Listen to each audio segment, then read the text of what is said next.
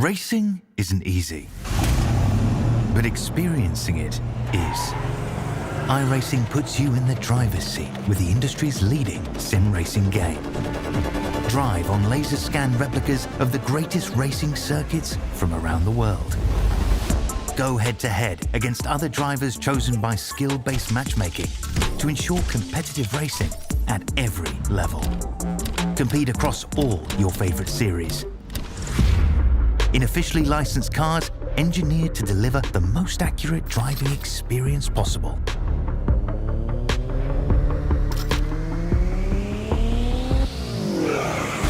Join a race or host your own with players from across the globe. Race against the computer or in a league with friends. Feel the thrill behind the wheel. Visit iRacing.com.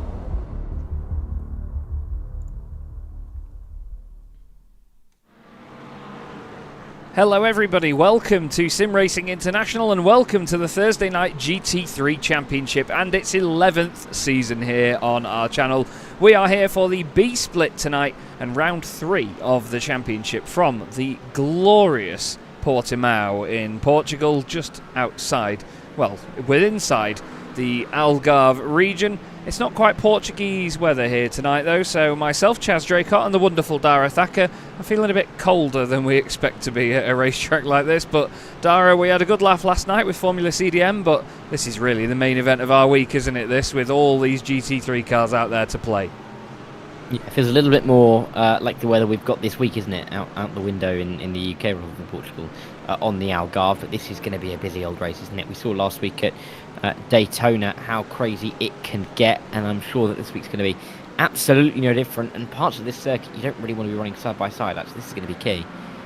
Absolutely, yeah. It's going to be very, very spicy, I think, here tonight. Really looking forward to seeing what the drivers and teams get up to and what they manage to show us. And, well, I mean, this is certainly a very, very difficult track to get your eye in on. We're going to go on board with a driver or two in just a moment's time. If you bear with me 1 second, just having a slight technical at my end. This is my bad, so please do bear with me. Just a, well, one of those things in broadcasting. Always happens, doesn't it? We're just having... It won't change anything over. I'm so sorry.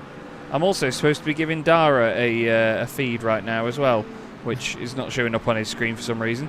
There we go. It's letting me do it now. Flippin' heck. That was really scary. Technology, eh? You've got to love it, everybody. We're looking at a driver called Klaas Wellen, the German driver, currently 2nd overall in the Phoenix Racing Blue Corvette.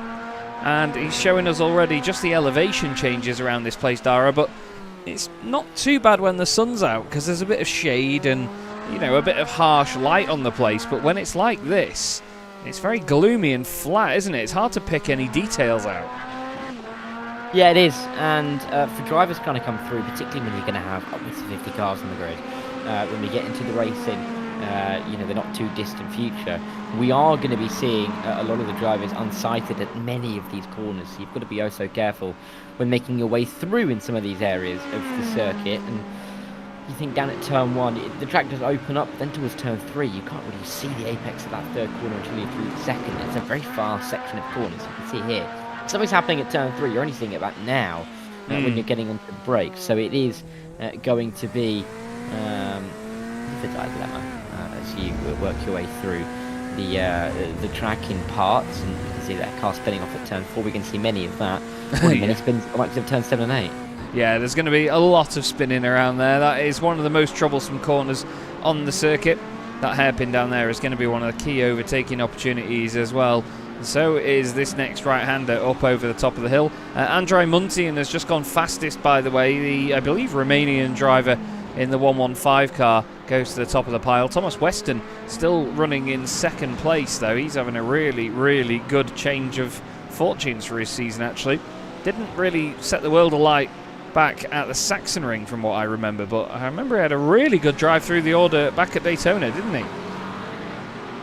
Yeah, he did. I think there's a few cars that have had... Oh, no, that's not it. That's a bit old in the end there. Yeah. That is the corner I was talking about before, 6 and Is it? Yes. Oh no, it's 7 and 8 through there. Thank goodness.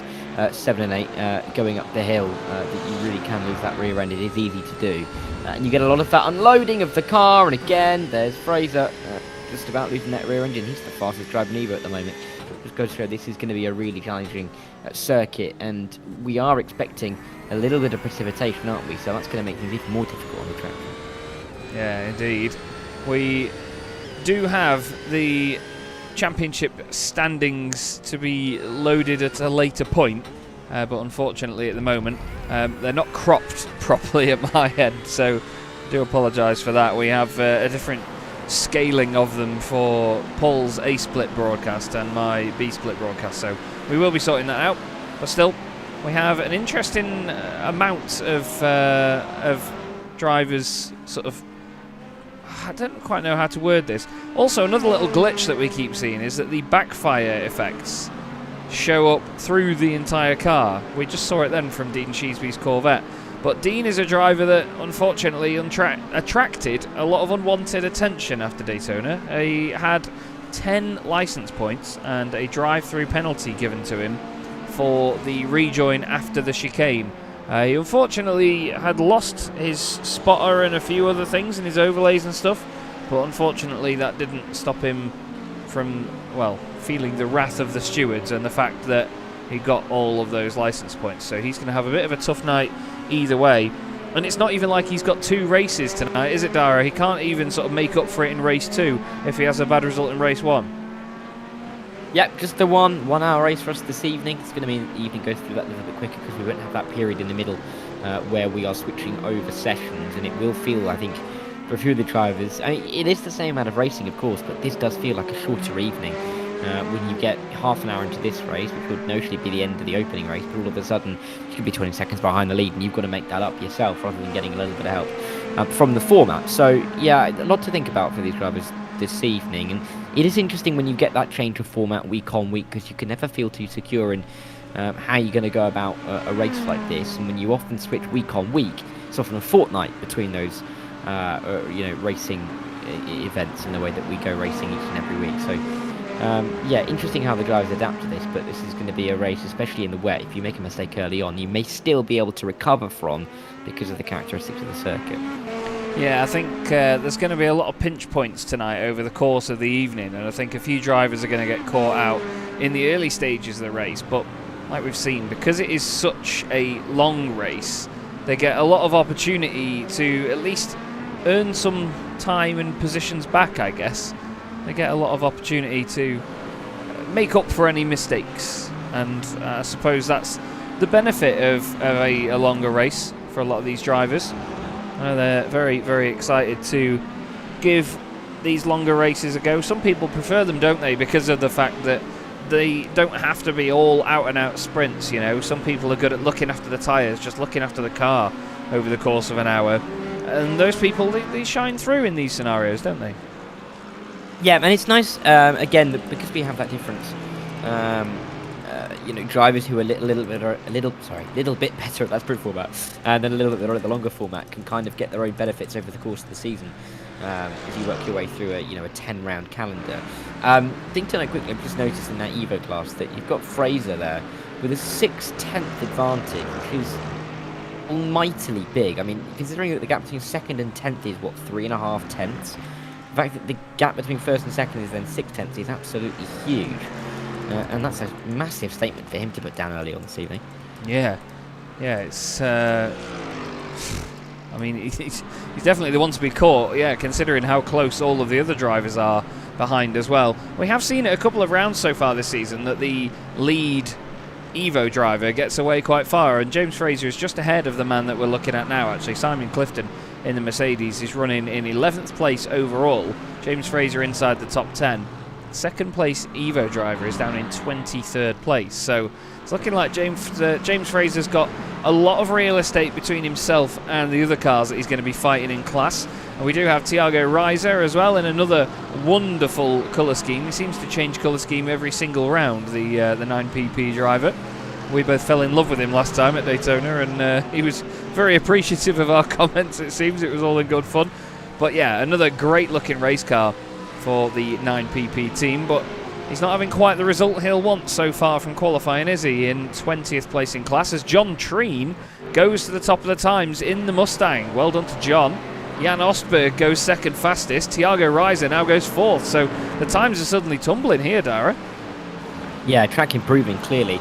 Rubbering in towards the end of this session. It's a long session. We've got about, 11 minutes left in change. There's still quite a bit of time for drivers to get themselves lap times on the board. We're not into the final runs just yet, but yeah, still, Danny Weir getting a little bit closer to Freitas, but not even getting within half a second of the fastest time in that Evo class. But in contrary, you've got 9 cars in that window of just about 0.5 of a second at the front of the field in Premier class. So really big difference in the two classes so far this evening.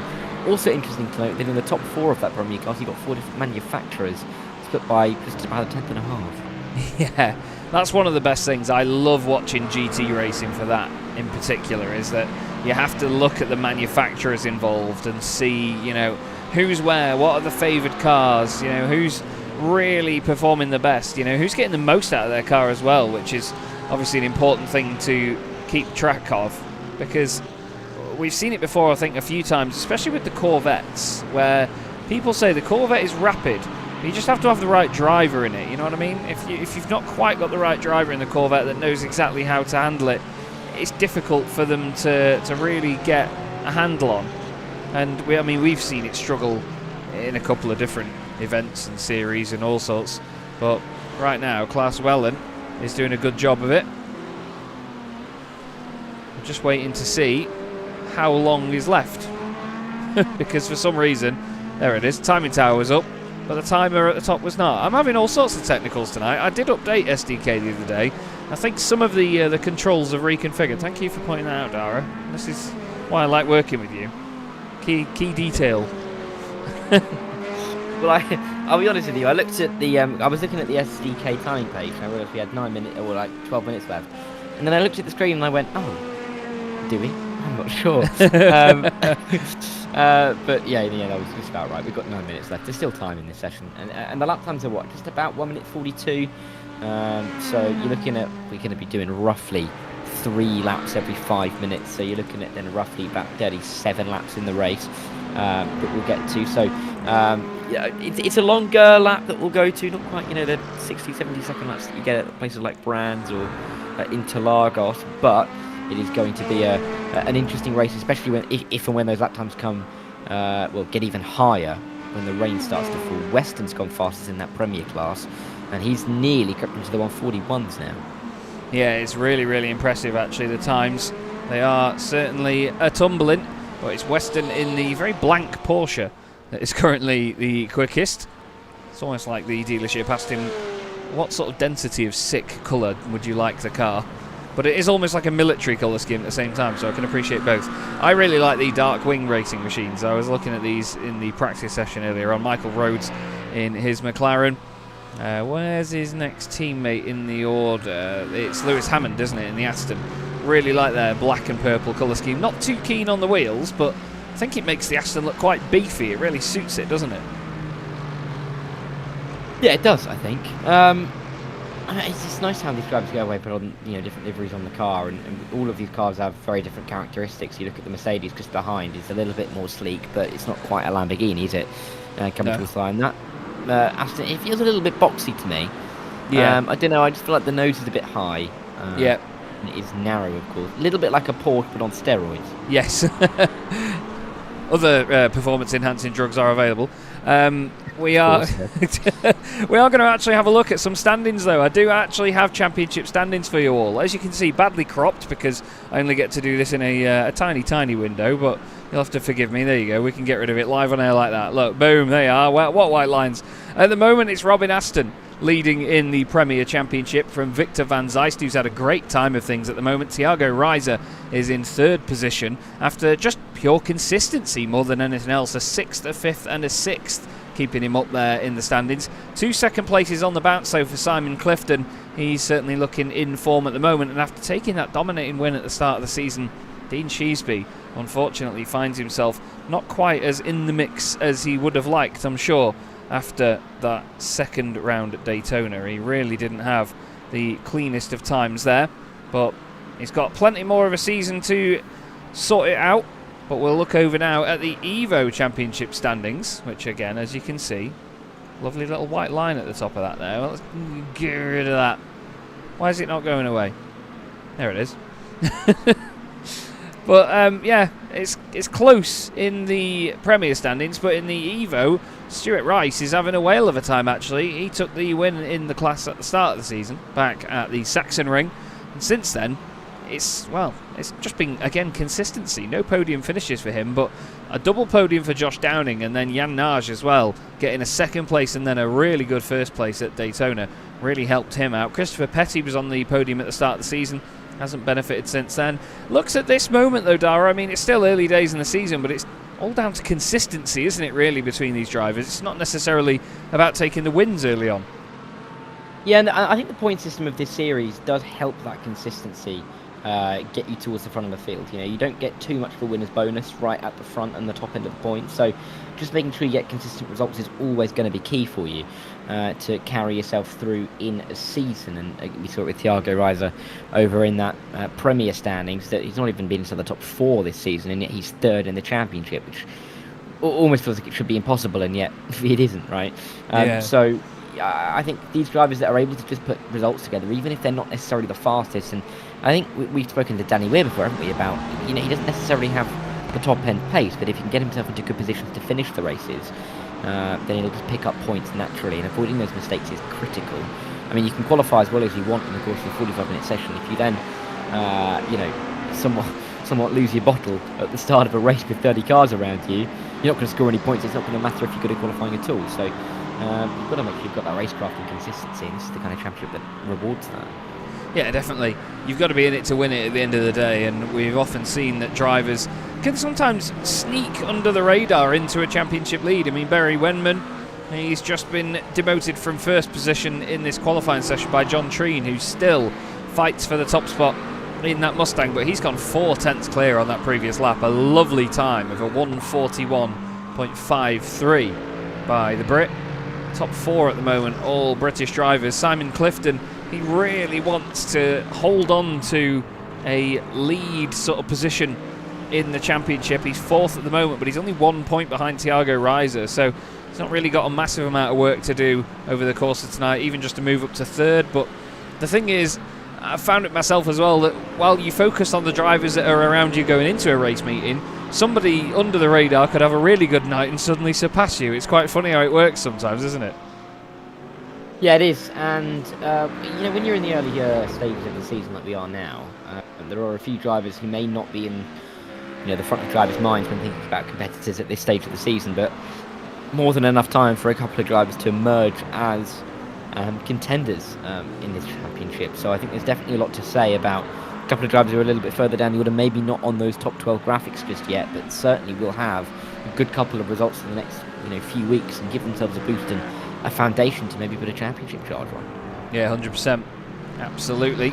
At the moment, looking at the Drivers' Championship, so I'm going to try and do something where it may not benefit the viewers at home, but I'm going to explain that I'm going to do this, but I'm going to have it so that in our timing screens, we get an idea of where the championship leaders are at the time. May look a little bit different in places, but yeah, we'll see how that can work, because at the moment, Robin Aston and Stuart Rice, the 2 drivers that lead their classes, and I'm intrigued to see where they finish this evening. So I'm going to do a little bit of tracking on that and see if we can find sort of where they end up by the end of the night, and then obviously the main thing being then where they end up after this evening's events. So we'll see, because at the moment Robin Aston's 6th overall and Stuart Rice is 4th in class, 22nd overall. Certainly the drivers to beat, but especially Stuart. I mean, we've seen him leading the Drivers' Championship in Evo at the moment with a pretty considerable margin of nearly 30 points over the rest of them, so he's definitely hard to beat. But again, early doors, and it's early doors in the evening as well. I mean, we've got an hour's racing up ahead of us, so still plenty of time left to go. Yep, there is, and you know, this qualifying session is wearing to an end. But with it being a 45-minute session, of course, we haven't got all of it live. But I mean, you're seeing the important laps at home on the screen, so no matter really. But that is a 45-minute session that these drivers will have done almost, if not the entirety of it. So, that is nearly half of their evening done when you think about it that way. With it being such a long qualifying section, when they get into the race, all of a sudden that hour is going to go very quickly indeed. Cut off the road for a second, it's going to come right into the path of Stuart Rice. Happily not, and the Aston Martin comes around the final corner to try and get a little bit of the form we saw in the opening round of the season. Sounds fantastic, the Aston Martin roaring its way down the start-finish straight. Well, it's sort of up and over the start-finish straight. Just the curbs are terrifying here, aren't they? And this is the thing, it's one of those tracks where everything's linked by a straight line. There's no really long, smooth curves. It's quite the Tilkedrome, isn't it, with a corner, then a straight line, then a corner. So you really have to be very careful about how early you commit, or obviously how late you commit, to a corner at this sort of circuit. It's really hard braking zones, really hefty curbs though. And while there is elevation sort of up and down, there's not a lot of camber on this circuit in most places, is there? No, there's not, which is crazy, really. I mean, you think about tracks like Mugello, which is basically just Camberville, isn't it? With almost every single corner off kilter somewhere. But this track, even though it is very undulating, it is quite flat, left to right-hand side of the track. So you don't really get that, big tilt in the car in a lot of these spots. You can see here at the top of the hill, very, very flat indeed, flat as a pancake, and then it just drops away. As you roll down the hill and roll back up the hill, as you just have to kind of think of all of these braking zones, don't you? I mean, it's difficult with the rear end trying to stick that, braking zones are shorter here, particularly in the uphill sections, but it is much easier to lose that rear end into those braking zones, and we're going to see spins galore tonight, there's no doubt about that. Yeah, definitely. Just enjoying being on board with the Aston Martin for a little bit there of our current Evo Championship leader, but as they finish their laps, that is going to be the session, and before we know it, we're going to be back into the race itself. We'll be looking at the grid, and I'm excited for this one, Dara. Really excited for this, because I think that this circuit, it adds a lot of challenge, but at the same time, I think it's one of them where it's still quite new to the service, and drivers haven't had a hell of a lot of time around here, so nobody's really quite the master of this one. No, they're not.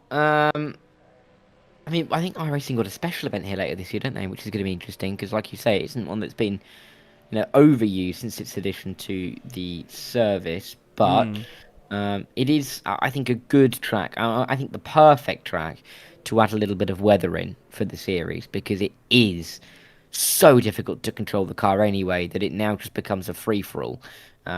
Turn 4, turn 7 and 8, up to the top of the hill, turn 12, even at the final corners at 14 and 15. This is going to be a little bit chaotic and a little bit treacherous, dry or not. Yeah, definitely. I think the fact that this circuit is a big enough challenge on its own really will scare the drivers with the fact that they've got to think about wet weather potential as well. We've seen it in the past here, where we had a wet to dry race evening, and it was, chaotic is probably an understatement, I'd say.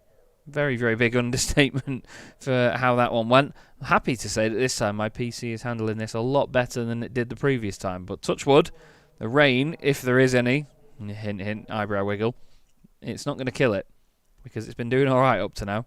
So let us see. We're going to get our grid then in a few minutes' time, but for now, we have warm-up underway. Let's have a look at the results of qualifying then. Hopefully they're not. Nope, they are massive. I've edited all of this, and I think that something in the SDK update somewhere hasn't worked, and it's trying to, it's just trying to absolutely do me in, I think. But either way, you can see the results as they are. James Fraser fastest in the Evo class from Shane Cotton, and the championship leader Stuart Rice only 0.04 of a second off of the driver ahead of him. Michael Rhodes in 4th and Rob Gregg in 5th. Looking over at the Premier class, it's John Treen who takes the overall pole position from Barry Wenman and Klaas Wellen. We've not seen anything of Klaas this season, so it's exciting to have him out there on track in the Phoenix Racing Blue entry. Thomas Weston was top of the pile earlier on, but ends up in 4th place. Simon Clifton, 4th in the championship, wants to be in 3rd. He's not going to be giving himself too much work to do, starting 5th on the grid. But even then, Dara, I mean, a second and a half between the top 20 in the Premier class. It's pretty nuts, really, isn't it, to see that the whole field is that close together. At a track where you get so many chances for differentiation in time, right? You know, you'd expect to see that kind of 1.5 seconds at a track like the Red Bull Ring, which is A, shorter, B, easier, and C, has about 5 real corners, isn't it? So yeah. You're never going to get too much of a time differential. Here, I mean, we are going over 100 seconds for the lap time. It is clearly more difficult to control the car here than it is at other circuits. And, of course, then you have to pile on the fact that every single corner you could absolutely... well, I mean, you could bin a lap off, or you could make it special, quite frankly. So have that risk at every corner means that it's unlikely to get these kinds of close gaps.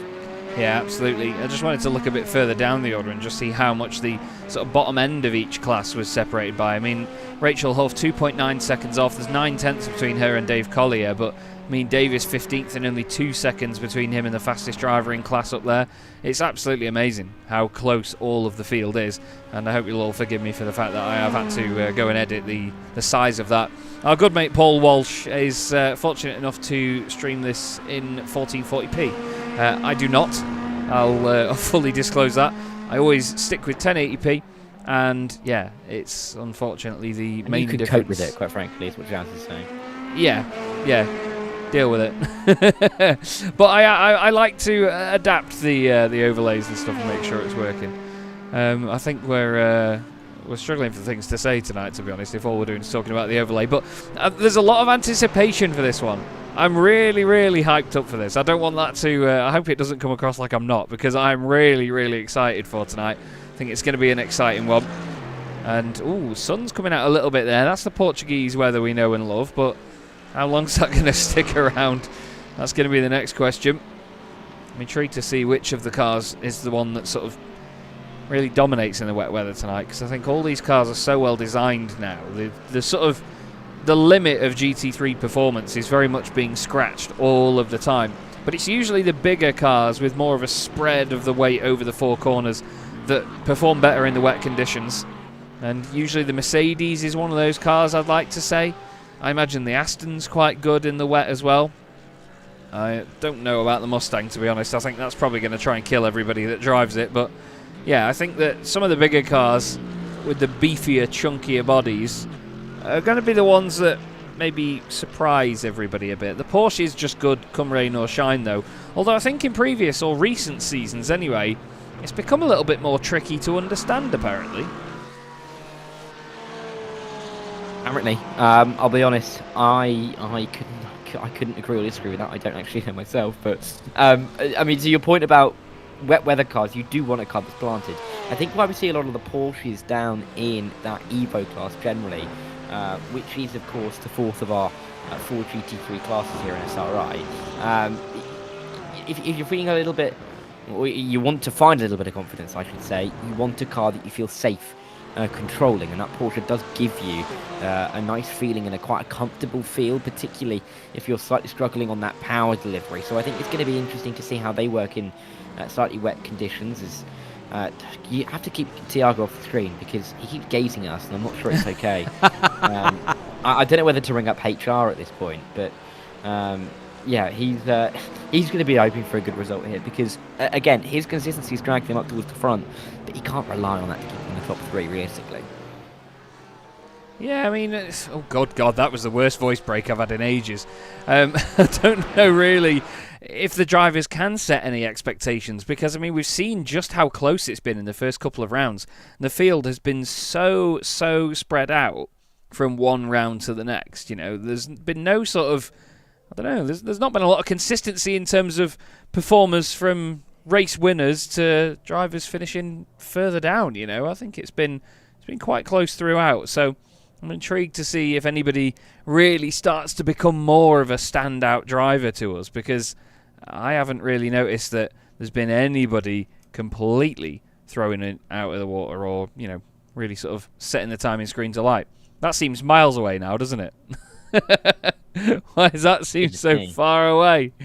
Oh no. Well, we've got a long time to sort this out because this is literally, I'm playing with the overlay on the fly here, everybody. I really hope you're enjoying watching me do this and muck it up, because that's what I'm having to do. Like I say, after this update recently, oh, it's getting slightly bigger.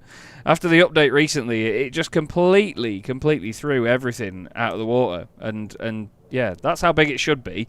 There we go. That's better, isn't it? Right, that'll do. Okay, so John Treen and Barry Wenman will start on the front row of the grid here at Portimão. It's one 1 hour race, let's not forget. It's not 2 30-minute races for them to benefit from. We have Wellen in his first race of the season, I believe, alongside Thomas Weston on row 2. Then it's Simon Clifton alongside Jan Ostberg in the third row. Then it is Robin Aston alongside Andre Muntian. Then it's Thiago Reiser starting in 9th. Dean Sheesby completing the top 10. Then we have Toby Hardiek. Alongside him is James Fraser, the lead driver in the Evo class. Then it's Larkman and Healy on the 8th row of the grid. Lewis Hammond will start alongside Shane Cotton. I keep thinking it's Sean Cotton. Then we have Stuart Rice, the championship leader at the moment in the Evo class. He's alongside Ludbrook. Then we have Kostrick and Rhodes on the 11th row of the grid. Vivas is 25th alongside Chris Petty. Then it's Danny Weir and Ryan Blackie in the 1-2-2 machine on the 14th row. Denny Plurger and Victor Van Zeist start on the 15th row of the grid. Then it's Joshua Downing and Rob Mackay. Andy Chell will start alongside Matt Stace in 34th position. Next up we have Newton in 35th alongside Hunter. It's Hoffman and Pilcher on the 37th and 38th spots of the grid. Then we have Dave Collier and Martin Brandon in the next position. He completes the 40.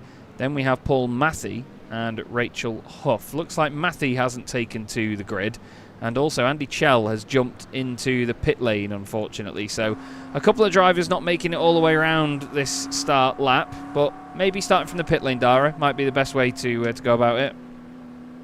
Yeah, you don't really want to get caught up in the instance at turn 1, 2 or 3 or 4 or 5, I mean everywhere quite frankly, because this will run on and on the opening lap. Some tracks it kind of begins and ends at turn 1, it can all single file out very early indeed, but here it's going to run side by side all the way through the lap, particularly for those positions inside the top 10 you'd feel. So starting at the back of the field anyway, if you start from the pit lane, could give you an extra little bit of clearance. Yes, you'll lose a bit of time, but you're losing the risk of potential damage, potential of a meatball flag and having to come into the pit lane early and ruining your race from the word go. So yeah, I mean it in theory sounds counterproductive, but when you've got 42 cars on the track at this circuit, you want to be careful. Yeah, you have to be very, very cautious a bit further down the line. Sorry, further back in the order, I should say. Although it looks like further back in the order, there's been some sort of drama here. This is the Mercedes of Martin Brandon, although I think it's just drivers coming to a halt, in fairness. Oh, hello. Yeah, just coming to a halt. I thought Rachel Huff had an accident there near the back end of the order, and yeah, unfortunately just had to check up that little bit, but it seems like even on the formation lap you have to be careful, don't you? You do, and it can be easy to make a little mistake when you're running so close together, because you shouldn't be running this slow, and it almost confuses you when your concertina are up, and it does become a little bit difficult. But it's nice around this final corner that you get a nice sweep through. There's not going to be any stop-start, and we're going to have a very even start at the front. Yeah, I think the leader that we ride on board with now, John Treen, is going to make the most of this. John knows what he's doing at the front end of the order. You can see the backfires even shining through the circuit there. Come on, iRacing, sort it out. Look at it. It's like fireworks. You see them all? That's all the backfires from the back of the cars. Anyway, John Treen can choose when he goes, and he goes as soon as the lights come on here at Portimão, and round 3 of the SimRacing International GT3 Thursday Night Championship is underway, and it's a great start for the Mustang from the front of the grid. They're nearly 4 wide in the middle of the field here, and there is contact further back. There's a car around, which is Steve Rubino. He's actually off the circuit and back on again. Looks like a little bit of shenanigans inside the top 10. Great start by our pole sitter though in the front row of the grid. Looks like everybody behaving. 3 wide in the middle there. That's not very friendly at all, is it? But you know what? Hats off. Everyone seems to have done a really good job there. Steve Rubino, though, has already called it quits. That's, well, quite sudden as, oh, dearie me, Ryan Blackie has gone around in the McLaren. Yep, turn 4, it's going to bite, and it's brought him bit him quite early in this race. Only a couple going off at turn 1, but generally it was very well behaved, even when they were going 4 wide down the hill into the opening corner. It was really just pitch up and incredible that they made it through. Treen is away though, not by much. Wenman is right there with him, and Wellen is following them through as well. Top 4 looking to try and get away a little bit, it seems, from Weston and Clifton and Osberg behind, but 5 manufacturers inside the top 5 at the front of the Premier class means that it's anybody's game, really. Absolutely is. You could say class is there as well, and as now, ooh, yeah, he's looking down the inside of Barry Wenman. We've got Wenman and Wellen. There's millions of puns available for that, I'm sure. As, oh, look at that for a slide from Barry Wenman sideways in the McLaren, and the Corvette just gets down the inside. Ooh, tries to squeeze him over to the left-hand side. Thomas Weston says, go on, then I'll have some of that as well, thank you. I'll go through here. And all of a sudden, that opens it up for John Treen to take the lead. Now into the slipstream goes Barry Wenman. Nice stuff by Weston, makes it clear he's going to go over to the right-hand side, puts the car in the middle of the road, says to Wenman, look, this is up to you now, mate. You choose which side of the track you want to go on. Just behind Dean Sheesby is side-by-side there with Craig Hewlett, I believe that is, in the 103 Porsche. Dean should have a drive-through penalty to serve, as Barry Wenman has a slow-down penalty. It's going from bad to worse now for Barry. Second place on the first lap, and now he's losing position after position. And look at that opportunism there by Thiago Reiser down the inside of the Mercedes. Thank you very much. Yep, looking to try and get that inside line down into turn number 5. It's downhill braking, and very early braking in the end there from Osberg. Oh, it's going to allow the position, and then a big slide from Wenman, all on his own, and now it's Thiago on the spot. So 2 positions in 2 corners for him. I think the second one is a little bit easier. Yeah, absolutely was. Very good stuff. Victor Van Zeist is getting friendly with Graham Vivers and Danny Weir by the look of it. Victor is not subtle in that bright yellow Porsche, but he did a great job at the previous round at Daytona, and now he wants to continue on with that as Wenman is around again. That's a case of it's not if, it's when, man. Having a nightmare, isn't he? Yeah, you got that one in 3 minutes into the race, didn't you? Goodness me. I think I got it in already this season as well. Yeah, I think you have. A double right-hander. Oh, he gets hit. Oh, that isn't his fault. You can see in that rear-view mirror on that on the dash there. He gets a huge up the rear end. The chuff. Yeah, hopefully it was Danny Weir, of course. Danny Weir in the rear. I couldn't even say it right. I gave myself a proper Sylvester on that one. Oh well. We've got David Pilcher on our screens right now. Hopefully he's smiling. I mean, I don't think he should be if he's driving this BMW, but either way. Taking all the curb in the world on the right-hand side now. Chasing down his teammate, actually. Matthew Hunter. You could say he's hunting down his teammate. In the Simcast Racing Team Aston Martin. Much prettier car. Both in gorgeous livery. But Stuart Rice, he was second in class just a moment ago, but Shane, well, he's cottoned on to the fact that he needs to beat him, and now he's got the move done. Look at that. Van Zeist one side, Cotton the other. Michael Rhodes wants in here as well. Flipping heck. This is getting feisty. Oh, a bit of contact on the exit. Victor Van Zeist says thank you. Is that damage to Stuart Rice's car? Oh, it very well could be. He's very defensive to the inside. They're 3 wide into the corner. Yeah, there's damage on that car for Stuart Rice. Goodness me, he's going to get it stopped. He just about. Oh my word. It's on the inside of the 188 momentarily, but we'll have to back out eventually. But yeah, is he okay? He looked very crabby down in towards that braking zone, didn't he? But the pace isn't too bad into this double right hand. Not going to go on the inside, just going wide. He looks alright, I think, in that Evo class in P3. Rhodes is not too far behind, but isn't challenging him just yet.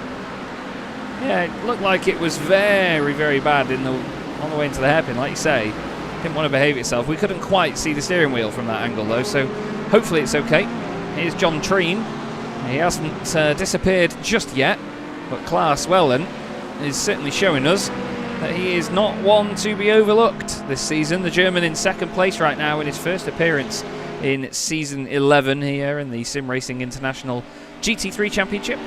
Looks like they're both getting away from Thomas Weston right now. Thiago Reiser's lived up to his name. He's risen through the order at the moment, and he's up into 4th place. We'll keep the dad jokes coming. The time consumer, which is a fantastic username. I think I should probably steal that from you, to be honest. My missus would probably call me that. But yeah, well, he's appreciating the one-liners, and we will keep them flying. Michael is making inroads into the car in front of him. I had it right there. I'm so sorry. Oh dear. I can only apologise, darling.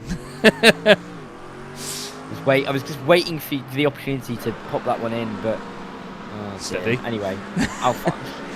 Oh no! I'll find other ones, I'm sure. 54 minutes to go as I glaze over that. Graham Favens is going to be on the inside. I don't know why he said on to the inside, because he's not really having to defend from him. Danny Weir. He said Danny Weir there. Danny Weir is trying to attack and is successfully doing so. They've got space behind the other Evo drivers. This is a mix, isn't it, between Premier and Evo drivers. Oh! At the stage of Simon Clifton is going to fling it up the inside, and that worked in the end. That was a right old send, wasn't it? A right old send. And he's got Barry Wenman in front of him. The two of them have lost 19 and 17 places respectfully. So you could say Clifton's given himself a bit of a mountain to climb. That was poor. That was really poor. I'm just gonna pretend it didn't happen. I'm gonna pretend it didn't happen, and I'm gonna bridge over to something else, which is come on. That was good. Anyway, Thiago Rice is going fastest in that Premier class. Jan Otto behind him. Look, a motor race. Wow. Race cars. Oh, we're gonna have to go. This is only 7 minutes in. Oh Christ! We're already descending into this 7 minutes in. Robin Aston, championship leader. He is around and backwards. And well, nice recovery. Well, for now, is he getting back up to speed? Come on, Rob. Pedal on the right. There you go. Get up to it. Flipping out, Robin. He was really taking his time then, wasn't he? It's a shame he's in a Porsche, isn't it? Oh, God, don't. I was thinking about that just now, because we've just seen behind him there, Stuart Rice. Can they not just swap cars? Maybe. Well, maybe if they have contacts, there may be some kind of magical thing that occurs that they swap cars. Let's see, Robin Aston, damage to turn 3. What was the incident? It was him being hit. Well, he had two cars down the inside. I'll be honest, neither of which should really have been there. No. And whoever that third car was into the party was, major screaming when they got into that corner. Not this one. It was Craig Hewlett and Dean Sheesby. Dean, like I say, has already garnered enough of attention between the race meetings from the stewards, and he was involved in another incident there. I don't think through any fault of his own, in fairness, but I think to be honest, that was a big old send up the inside by Craig Hewlett. There's got to be something about through it and Hewlett. No, I'm clutching at straws on it. But yeah. Oh God, I've thought of one for Victor now and all. Anyway, he's fighting with Shane Cotton. There's plenty we can say about Shane, other than he's doing a good job at the moment in class. Second position for him right now. The evening is going well so far. Phoenix Racing Blue, they have Klaas Wellen leading the field as well. Big send by Victor van Zeist. God, he's really persistent, isn't he? He looks like such a nice guy on his picture, but God, he drives like a maniac. Must be hot-headed. Oh, God. But, I mean, he did send that in very late, didn't he? I thought he was going to get it stopped and then be able to make the move, but he almost just got it stopped and then decided not to move. Oh, fair play, though. Move to the outside line, yeah. And that 188, that is beautifully done. And that's the overtake. John Treen having to defend from Thomas Weston up the inside as they work their way over the top of the hill. A little bit wide then for Treen as that Mustang looks to try and fight for grip down as you lose everything into that corner. And then Thiago Wright is going to appear into the party. That's a send. Well, John's moved across there. Yeah, I was going to say, I mean, put stewarding hat on straight away. I don't know where John knew what he was doing, and Thiago was not going to back out of that because he's a Brazilian. Simple as that. And, I mean, he was committed, wasn't he? He was on the brake. There's nowhere that he could go. No. See it again. On board from Thiago. You can see wide there, or he's actually too slow on the inside line. There's the gap. He's going for it, and then I mean, he's turning into the corner, I guess. Yeah, but I mean, even then, it but looked like he was turning in early. He's probably pulling a face similar to the one on his picture right now. He won't be too happy because putting a great effort in qualifying to be on pole position. And now he has lost 7 spots. Still, long time left to go in this race. Plenty more punts to get in. But what is that on our screens? Oh, dearie me. Us Brits are familiar with that. They might think the gods have unleashed some sort of plague over in Portugal, but it's raining. It's raining in Portimão. How long is this going to take to start really affecting things? iRacing's doing its lovely typical thing where it doesn't look like it's raining until the camera zooms out a certain distance. But still, it is raining. There is a bit of shadow though, so it's that sort of transition period between the wet weather and the sunshine. I'll tell you who doesn't care at the moment. That's Klaas Wellen in the Phoenix Racing Blue machine. Phoenix Racing Blue having a good night so far, like I was saying. Shane Cotton second in class. He's just been overtaken by Rob Aston, but he won't mind that too much because he's not fighting him in the same class. But welcome to the series, Klaas Wellen. What a great drive so far. Yeah, I don't think he'll be happy to see the rain falling now because he's put himself into a position where he can try and pull away in the dry, and these are the conditions that are currently suiting him. This wet weather is just going to throw a bit of a spanner into those works, and we'll have to see how he adapts. But it's far too early to call how this is going to go, of course, with the wet weather coming in. How long will it take for the track to get properly wet? Will we see early-ish pit stops for drivers to maybe just get a one-stop in, maybe change onto some different tyres, and then get themselves towards the end of the race? We'll wait and see. But you can tell that Klaas has got some confidence underfoot because he's still taking those aggressive lines into turn 1, using all of the paint and the curb on the outside, but he's not necessarily going to use it through turn 1. So maybe he is showing a little bit of caution so far, and there was the first little moment of some spray being kicked up there. Yeah, a little flicker of it from behind the rear wheels. I'm interested to see how quickly the spray builds up. It always does look great on board, does iRacing's wet weather. It's in this little period here where it looks like it's raining there, and then suddenly it's not on this camera, but then you go on board and look, rain. So we'll stick to a couple of onboards and things so you can at least tell that it's still raining, but not a lot of cloud in the sky at this point. It's very high altitude cloud whenever it rains here on iRacing, but you can see there's a number of bits of clear sky around us at the moment, so that's probably the best view of it actually from the nose cam. And you can see there's still very much a lot of blue sky about. So the drivers may, I mean, they've been told what the weather situation is before the evening. The organisers very friendly about it and tell them what the plan is, but even still, it's easy telling them what it's going to be like, but be out there on track and deal with it. Yeah, it's never easy to do that, is it? And with these conditions changing, it's difficult to read the surface of the circuit lap by lap to really judge when the best time to make a change is. Victor Van Zijs looked at the inside of a corner you wouldn't overtake him in the dry, let alone for wet, and he's lost a few tenths behind on Scott Kostrick, who is all over the road. You can see how much more confidence Victor had inside line. He's got so much more pace at this point in the race. He gets to the inside, he doesn't go too far wide, and he's going to put himself up another spot into P13. He's making moves early. Yeah, he started 30th on the grid, just for reference, and now he's up into 13th position, Victor. He's doing an absolutely awesome job. Won both races back at Daytona. We've got cars in the pits. Andre Muntean, John Treen and Nathan Healy, who we haven't seen much of in that Lamborghini, but are you surprised? It's like a B2 Spirit. It's just the stealthiest looking thing, isn't it? Gorgeous Lamborghini, the full tilt car. But right now, there are drivers coming in and there's drivers staying out. Everybody on dries at present. Nathan Healy going onto the wet tyres very, very early, I'd say. But we'll keep our eye on it. We'll show you everybody's tyre compounds on the left-hand side. In fact, we'll just do a quick switcheroo of those two. There you go. So you can see what compounds everybody will be on. John Treen getting on to the wets. I think that's a bit early. It's only been 2 laps of rain, but maybe they're not confident in their wet weather abilities.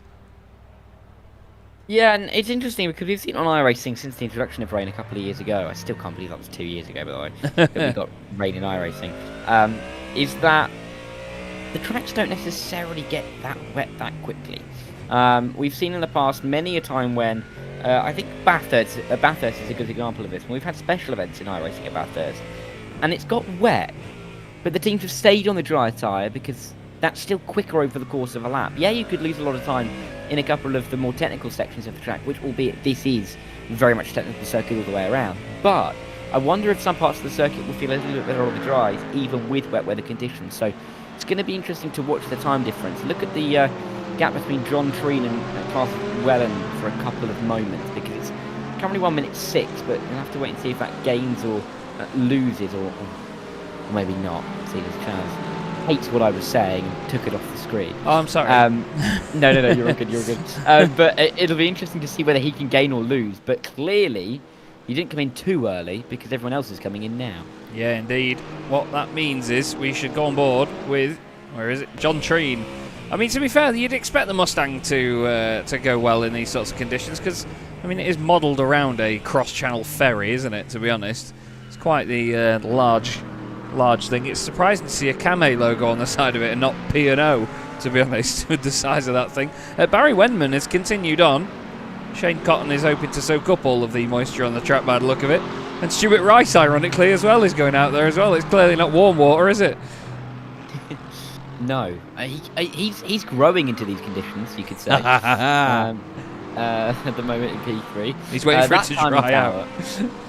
Yeah. Maybe there's some electricals in the car that he's keeping safe. Anyway, that was awful. It was, but I'm here for it. He'll end up dropping down when he comes into the pit lane, of course. But we can see how long they can stick out for. Velen is just sliding all over the place. You can see the snap through turn 4, and that is such a key corner. We'll see if Weston can see these snaps and give him a little bit of the confidence boost going to the next. Well, I say the next, I mean the opening up to this stint. Oh, that's deep. That could be the lead. Oh, they both just... This is the problem, though, when you're at the front, you're the guinea pig. You are the guinea pig at where the grip is. Nobody really knows. You just got to try and find it. Rachel Huff, by the way, up 36 places as a result of not pitting yet. Rachel clearly confident in the Aston Martin and her wet weather abilities as well, although I wouldn't be too confident on that curb being dry. Off has gone Klaas Wellen from the lead, effectively. Tom Weston goes through. It's Tom Wetson, isn't it, right now? He's got wets on. I'd slap my knee, but I missed last time I tried to do it. We've got the Porsche. Someone needs to sponsor this guy. He's got no logos on that car, and he's absolutely flying, but he's doing a great job at the moment, and he is now the guinea pig, the sick-coloured guinea pig. And, I mean, I don't fancy being in this position because it doesn't look that bad. There's not as much standing water as you expect on the circuit, but it's behaving as if there is, isn't it? Yeah, I mean, you can just see how much he's having to fight the car through that corner. And up towards the final corner, this would normally be pretty easy, pretty comfortable, but it's not going to be so in these wet conditions. Brave being kicked up, he's well off of that apex, isn't he? Running all the way through. Does he keep it off the paint on the outside? He does, just to make sure that he doesn't spin it up into the end of that pit wall. That could hurt a little bit. But he will go into the lead as Wemman, Cotton and Rice all make their stops. And that'll allow everybody else to come through. Does Collier come into the pit lane? No. Collier stays out and is now the only driver to remain on that dry tyre. Interesting. Someone brave enough to stay out on it. I mean, he's not on the circuit. But come back to Collier, and yeah, you can see just the difference, like, in the grip. He's got nothing here. It's just pure understeering, even when he gets on the power as well. He's short shifting. Oh, this is horrible in the dry enough, this corner. He's just not got the ability. Oh no, Stuart Rice. Stuart Rice losing places. Big time. Oh no, that's because of the pit exit, my bad. Look at all these cars in front of him. Rob Aston is in the middle of this. John Treen is in there as well. John Treen in that Mustang on the inside. Shane Cotton in the McLaren. Rob Aston clearly confident in his Porsche. Down the inside he goes. Thank you very much. Bye-bye. Oh. Bye-bye, Shane Cotton. Oh, dearie me. And even then, look, trying to get it going again. Oh, it's like a dog on a laminate flooring, isn't it? Just really won't go anywhere. Now, there's a line, Charlie Cox used to say. It's like a dog on lino. That's what they used to call it, anyway. Victor Van Zijst has had a drama, which is not anything new. He's always an exciting racer. But it's just, look, it's already gone. That is just pure aquaplaning. Horrible. Looks terrifying, doesn't it? Oh no! Yeah. Collier! Oh, Collier! Oh, you may as well put skis on it, mate. He's got Nathan Healy next up. Ooh. Maybe his countryman, but flipping heck, no love lost. Have some of that, he says. I'd be surprised if the Lamborghini was any good in these wet weather conditions, but then again, when you see it, and even especially when you're on board as well, it just looks like a heavy car. It just looks like it weighs about another 500 kilos more than any other GT3 car. I don't know why. It just looks so tanky, doesn't it, everywhere it goes? It does. I mean, the incredible thing about it is that I think you're right about it not being good in these wet conditions, because where was it designed? Italy. And what does Italy not have? Rain. Well, I'm going to argue with you here. Italy has rain, but it gets about a year's worth in about an hour, and then it doesn't have it for another year. yeah, literally. From experience. I was once at Imola, and it was 38 degrees Celsius all week. And then on the Saturday afternoon, during one of our races, it rained for about an hour. And it was some of the heaviest rain I've ever experienced in my entire life. And it stopped as if someone had turned a light switch back off. Like, it was incredible how quickly it stopped. And then it was sunny again all afternoon. But there was about a month's worth of rain in about an hour. It was stupid. So, I'm agreeing with you, but also not agreeing. Yeah, I know. I was only making a jest, you know. That's all we do. Yeah, you could. But yeah, it's not a car that you look at and you think would be typically good in these conditions. And he is having to cope. However, Nathan is Irish, and it is very wet over there, so you'd imagine that he does have some wet weather driving experience in a way that some of us others just can't quite comprehend. But I mean, yeah, I mean, we're at this stage of the race. We're already now over a third of the way into the race. It's now flying by. These hour-long races just do that when you get to a certain point. Oh, hello. There's another car. Goodness me. Stuart Rice has avoided that. I don't quite know how. But he's managed to avoid what he's just seen in front of him. And that is Graham Vavers, just about getting it going again. And he's smiling in that photo. He won't be doing that right now. No, and that suit's blue in that picture. It'll be brown now. Quite frankly. Jan Osberg, I mean, if there's anybody that's going to do well in tricky conditions, surely it's got to be the Scandinavians. Jan Osberg over the crest. He's got Dean Sheesby right behind him. Dean Sheesby very patriotically flying the English flag and not just the Union Jack. He mustn't like the Welsh. But either way, ooh, you can see that the Corvette, it doesn't like curbs. It's very, very twitchy over there. He's trying to find any sort of opportunity he can. The time consumer has said they've put a sack of potatoes in the back of Nathan's car to try and keep the rear planted. Not a bad idea, to be honest. Plant the ballast all the way to the rear end and see how it copes. Now, Dean Sheesby, with no disrespect to anybody else in this field, I think it was very clear at the Sachsenring that Dean is the quickest driver here. But he's also not clumsy, but let's just say feisty. Sometimes a bit too feisty for his own good. We've both commentated on him before, Dara. We've seen it before, you know, a driver that could very easily win the championship, but sometimes they can be their own worst enemy, and I think Daytona highlighted that a bit for Dean. And I was sure that he had a drive-through penalty to serve, but I'm going to go and have a look at the penalties again and see. Yeah, I think prone is how I would describe it. Yeah, he's a great driver, but it is just that hanging worry, because he is so fast and he is so committed and so brave with his overtakes that there is always a risk that comes with that. Risk with going wide, keep it on the circuit. The track, we talked about this track not having much camber. Where it does have camber is that, you know, off track, that area off the road. That, it doesn't look like much. The second you're out there, you feel like you're on a ski slope, and the ski slope is pointing away from the direction you want to be going in. It's not a nice place to be. So lucky enough for Dean to keep it on the racing surface as he goes through the final corner now. You can see the twitch there. Yeah. And Osberg in the middle of the fastest corner on the racetrack, and it's not what you want at all. And, I mean, you can see from this camera angle, we are picking up more and more spray. It's becoming increasingly difficult for those cars in front. And that window wiper is going, there's no tomorrow. And it's probably sapping a bit of the car's power. I guess with cars there isn't, right? Well, yeah. Doesn't matter after the race. Oh, there was one off there. Who was that? Hello. Rachel Huff, I believe, in the Aston Martin. No. Rachel had a separate incident. This is what happened to Rachel. It's gone. It just floats around. She's in the same place that we saw Beavers earlier on. This was a puffing up for that one. Yeah. Andy Chell. And now this is the paradox of wet weather racing. He's gone so slowly that it just floats, like it doesn't get enough grip because it's not displacing enough water at high enough speed, if that makes sense. So Yeah, the car has unfortunately got him away from him there. We've got Dean Sheesby now in front of Jan Rosberg. Typically, as soon as we look away, he gets the move done. So let's have a look at this. Oh, Jan had a big wobble coming out of the left-hander there, Dara. Yeah, it's just not comfy, is it? It's just not comfortable viewing. It's not nice to be in the car for those kinds of moments, but it's a nicely overtaken. I was about to say nicely overtaken execute, which is the wrong way around there. Nicely executed overtake there, down into turn number 5, and he will go on his merry way. That is Toby Hardiek in behind. Something going to happen to Toby up here at turn 7. I don't want to say I hope so, but for the sake of staying with the replay, I hope so.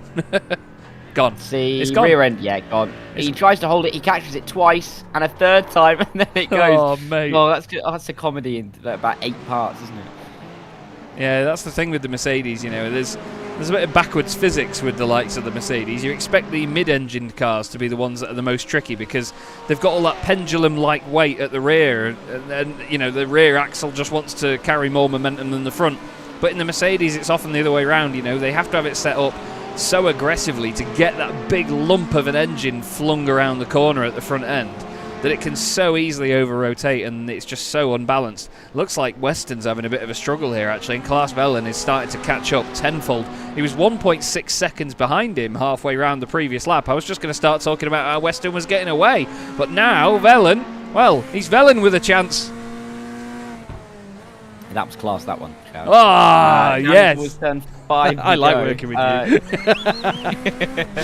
Deep from both of them, and it's not going to work out well for Klaas. He's not going to be able to get close enough. I mean, they've got enough of a gap to Craig to I think feel a little bit comfortable for the time being, but you can't be overly comfortable, can you? When the gap's a couple of seconds and one spin can cost you somewhat of 10-15. So it's tricky at the moment, but at the moment Klaas Velen is lurking in the mist behind Weston right now. Yeah, there's a few drivers that have gained quite a lot of places over the course of this race and done it under the radar. Danny Weir's gained 12 places. Ryan Blackie just a couple of cars back. Let's not forget he had a spin on the first lap, but he's up into 17th position now after still having a pit stop as well on lap 9. Stuart Rice is just 2 cars ahead of this man, Rob Mackay. He's gained 11 places. Matthew Hunter has gained 14 in the Aston Martin. He's going well. David Pilcher in the BMW has gained 10 places by scaring everybody out of the way with its ugly front end. But Victor van Zijst is, oh no, about to have an accident. Oh, that was Thiago Reiser. And it was Thiago Reversa, wasn't it? That was not friendly stuff. Victor van Zijst was lucky to get away with that there. Let's see how this unfolded. Oh. Well, you know what we were saying about the Porsche? Oh, you know what? I think... I don't want to accuse him of not holding the brakes, but I don't think he was holding them simply because he wanted the car to roll off the track and out of the way. Yeah, I agree with you. There's no brake lights there. Then he gets on the brakes, and Victor van Zijst, yeah, unfortunately, has nowhere to go. Yeah, let's see it from Victor's point of view. There's the guy. You can see him spinning. Goes to the right-hand side. And oh, my God. It's that second movement from Victor of pure panic, isn't it? Yeah. Oh, move for the lead. Ooh. Suddenly, welcome stage left, Klaas Velen. Hello, sunshine. Oh, wow, out of nowhere, from behind the curtain, from the top rope, Klaas Velen with the RKO on Thomas Weston. Unbelievable. He just floated into shot. That was brilliant. And now, the Phoenix Racing Blue car is hoping to disappear. He's already got 8 tenths on him. Just looks so immediate, doesn't it, that car? It looks like it's really potent. It may not always be the fastest car out there, but I tell you, it's certainly one to look fast wherever it goes. We're just about to get to the halfway point, Dara. I can't believe it. I know. We've kind of flown through this race, haven't we, so far? I also did quite enjoy that synchronised ooh as Velen came through. Thomas Weston there. But yeah, it just hits you sometimes, isn't it, as you come back from a replay? It's just Healy automatic reaction. It's involuntary. Exactly. Yeah.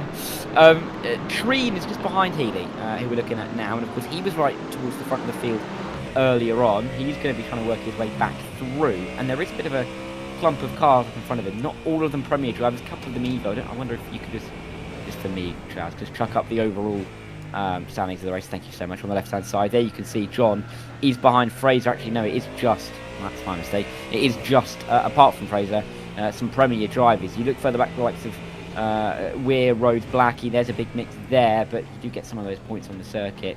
Something's happened to Andrew Larkman as well, as he's dropped down the order.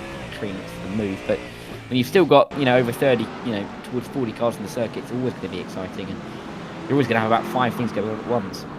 Is it turn 7 and 8 again? Yeah, it is. Oh, it's gone on the way in a really weird way.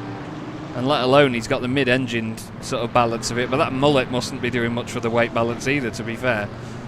That is certainly a hell of a hairstyle, sir. My brother's got a mullet. It's almost like having a car and taking the mick out of the brand. You're allowed to do it if you know someone who's got one. But no, I'm not taking the mick. I think it's fantastic. I love a mullet. If I had any hair left, I'd try and grow one. James Fraser leading in the Evo class, but he's not got a buffer between himself and this man anymore. Danny Weir, 12 places gained, and he's bringing Michael Rhodes with him, making inroads onto James Fraser's lead. He's going to be weary of the 2 drivers coming up behind him. Oh. I tell you, Michael's looking very potent here, actually, in this McLaren. Oh, for a second there, I thought you said weary because Danny. Oh, I did. But thank you. Okay, fair enough. Sorry. Also, you've made the same road stroke twice here. You've got to recycle them, mate. There's not too many we can use here. Oh no. Hang on. It's going to be a long series, isn't it? Just bear with me. Look at Danny Weir's left rear wheel. Look at his left rear. Why is it about 9 inches further inside the car than it should be? Oh yeah. Hello. That looks like an RC car that's not been built properly, like the Aston Martin normally does. That's had a hit at some point, hasn't it? Wheel-to-wheel contact. Wow. Yeah, it's definitely not the same on both sides, is it? No, it's been taken down for a love tap. Yeah. There's no doubt about that. A Yeah. little bit of a book in. It's just, it's not there, is it? It's almost sunken into the wheel arch there. Don't quite know how that's meant to happen. Well, actually, no, I know that's meant to happen. There you go. That's the expert analysis you're going to get from me. Here's Stuart Rice. It's going to be an expert analysis in this. He's going to spin it through turn 7 and 8.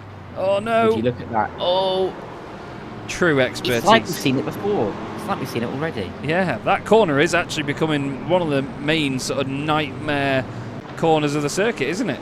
Well, oh look, suddenly the sun's out. Jan Osberg is back in front of Dean Sheesby. Fair play. He's been pushing on and he's gotten the Mercedes back ahead. He's then got... There's another Mercedes in the background there, but that is not for position. That's Martin Brandon. Is he not in the big mackerel car that we love? Is it Martin Brandon? It is. It is Martin Brandon. I'm amazed this car is not leading the race. As oh well, Sheesby's back in front of Osberg. We know that much. Osberg just had a quick dip into Spain and then back into Portugal. But yeah, why is this car not in the lead? Maybe it's not. Maybe it's not fish. Maybe that's where we've gone wrong. Oh, maybe God. it's I mean, like seriously, maybe it's something else. We're gonna have to think of other things that it could be. Quite frankly. Martin, let us know. If anyone in the chat has any ideas, yeah, put one in. That would help us.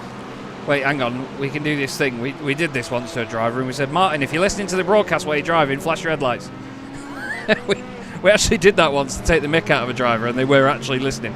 It was absolutely insane. Kostrick is off the track. That's definitely not a fish. It is more of a land-dwelling creature. And, well, he's had a spin. Guess where? Same old corner. Yep, turn 8 again. It really does bite. And because you can lose the car into the... I mean, I think it was well exemplified by Vavers, wasn't it? Who lost it about 8 times in the corner. Yeah. You can lose at any one of those 8 points, which makes it even easier to do for almost everybody on the circuit. Inside line for Dean Sheesby. It's Craig Hewlett have that slow down, so Sheesby's now into the top 3. Those two now running quite close together. They've got Jan Osberg on the rear wing as well. And then a million miles away from Velen and Go on, try again. Wellen and Weston. God, they're not both Germans. If they want to try and get to the top 2. And they're well within range, aren't they? As their puddles are still clearly on the circuit. Welland and Weston are well within range. that's quite the tongue twister, Jesus. Yeah. And that is an iteration. Yeah, indeed. But yeah, you're not. Oh well, bye. that was brief. That was. It's like we've written that. That was such a float from Craig Hewlett. And look who's behind him. Victor van Zeist. He's also got the issue with the Porsche, actually. Is it worth it? I mean, are they sharing a pit crew when they put a wet on the left rear? They smack it in with a sledgehammer? He's got the same problem. Oh, no, I know exactly how he got his damage, because he got smashed by the Brazilian driver earlier, didn't he? Thiago Reiser.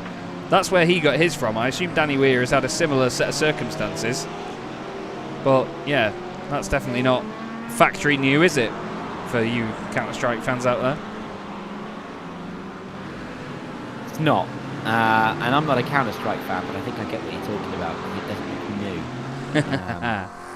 Oh, but, a car. Oh, is that Treen? Oh, yeah, no, it's not. Yes, it is. No, it's not.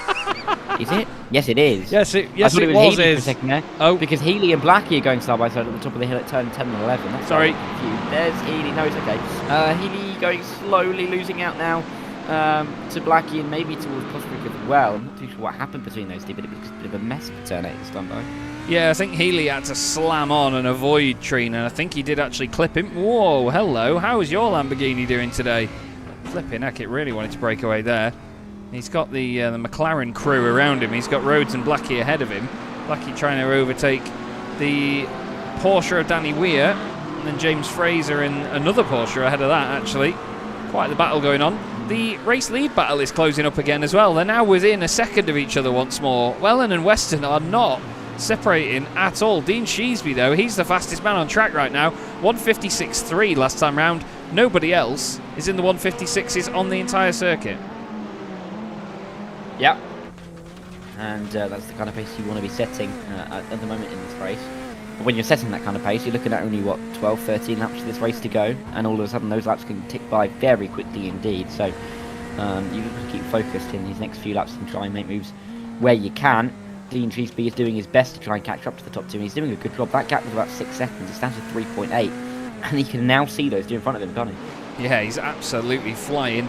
But need I remind you that he does definitely have a drive-through penalty to be served. Jan Osberg has just had a drama in the background, and how the heck has he ended up rejoining there? There's our favourite car going past. Matt Stace in the car mat. Oh, it'd stink, wouldn't it? It'd be so soggy right now in these conditions. But that is our favourite car in the field. We don't have a bias here, but this is our favourite livery in this championship. Apparently people didn't notice it, and then they watched the broadcast back after Daytona and they fell in love with it. And I don't blame them. Michael Rhodes has had a drama. It's all kicking off here, Dara. I think people realise now it's time to get a move on if they want to, quite frankly. Michael Rhodes is just gonna does he get put off maybe by the car in front? I'm not too sure. But yeah, interesting to see him have a little bit of a moment there. That time by, got Kostrick losing out to John Treen as they work their way down the hill. Nathan Healy, the car at the front of this trio, as they get themselves in towards turn 13. A little bit late from Scott, but not late enough to go into the side of John. And John is trying all the differing lines to try and get through. Outside at turn 14, that's bold, but it'll get a good exit out of here. It's just not going to be easy to go around the outside at turn 15 in these wet conditions. Oh, look at it go, though. Look at that cruise ship go. Wow. Uses that outside line, but well, that's what you're supposed to do in the wet, isn't it? You're supposed to... Oh, not that. That's not what you do. Great save, Scott. Absolutely insane save. Oh, my word. You can give that trophy back, but flipping heck, that was a hell of a save. But John Treen, round the outside of Nathan Healy, round there. You are supposed to sort of go searching for the moisture, aren't you, and try and do that. That was a brilliant move. The commitment was just massive. So much so that Healy just didn't know he was going to be there. I think he was lucky he was in a Mustang, because just everything bounces off, doesn't it? Ooh. That was close. Yeah, it was close. But managed to avoid it. Where is he? There he is. Hello. Emerging over the top of the crest of the hill onto that start-finish straight. It's weird, the start-finish straight, isn't it? Because the final corner is sunken. The first corner is sunken, and for some reason they decided to raise the start-finish straight. Yeah. I don't really know why. No. But they did. It creates a little bit of drama towards turn 1, doesn't it? Of course, with that downhill braking, which is where Craig Hewitt's going to find himself in a minute, but on a different part of the circuit. It's uphill into turn 13, and into turn 11, mind you. That's the wrong corner I'm talking about. And just a bit of a moment for him, nothing major. I forgot we were on a replay for a moment there. Oh no, Barry Wenman. Wenman has got a black flag, and he's not the only one as well. Graham Vivas has got one too. So clearly the driver's having a difficult time and accumulating a lot of incident points, which is leading to give them a drive-through penalty. Don't forget, Dean Sheasby still has to serve a drive-through in this race. If not, James Bostock is going to give him a massive smack. So we'll have to see. Well, unfortunately for Dean, a lot of this might be in vain, but I think he's trying to get as much of the race done as he can, so he knows what the conditions are like. Because, I mean, if you had a drive-through penalty to be served at any point of the race, you wouldn't want to do it now, because things could change so much in the last 20 minutes. You want to know what the conditions are like, what's the sort of car situation, you know, what's the car doing, how's it behaving, how are the tyres. You know, if you're going to come into the pit lane and serve that drive-through penalty, you want to make sure you've done it when you've established your race effectively and just do it right near the end.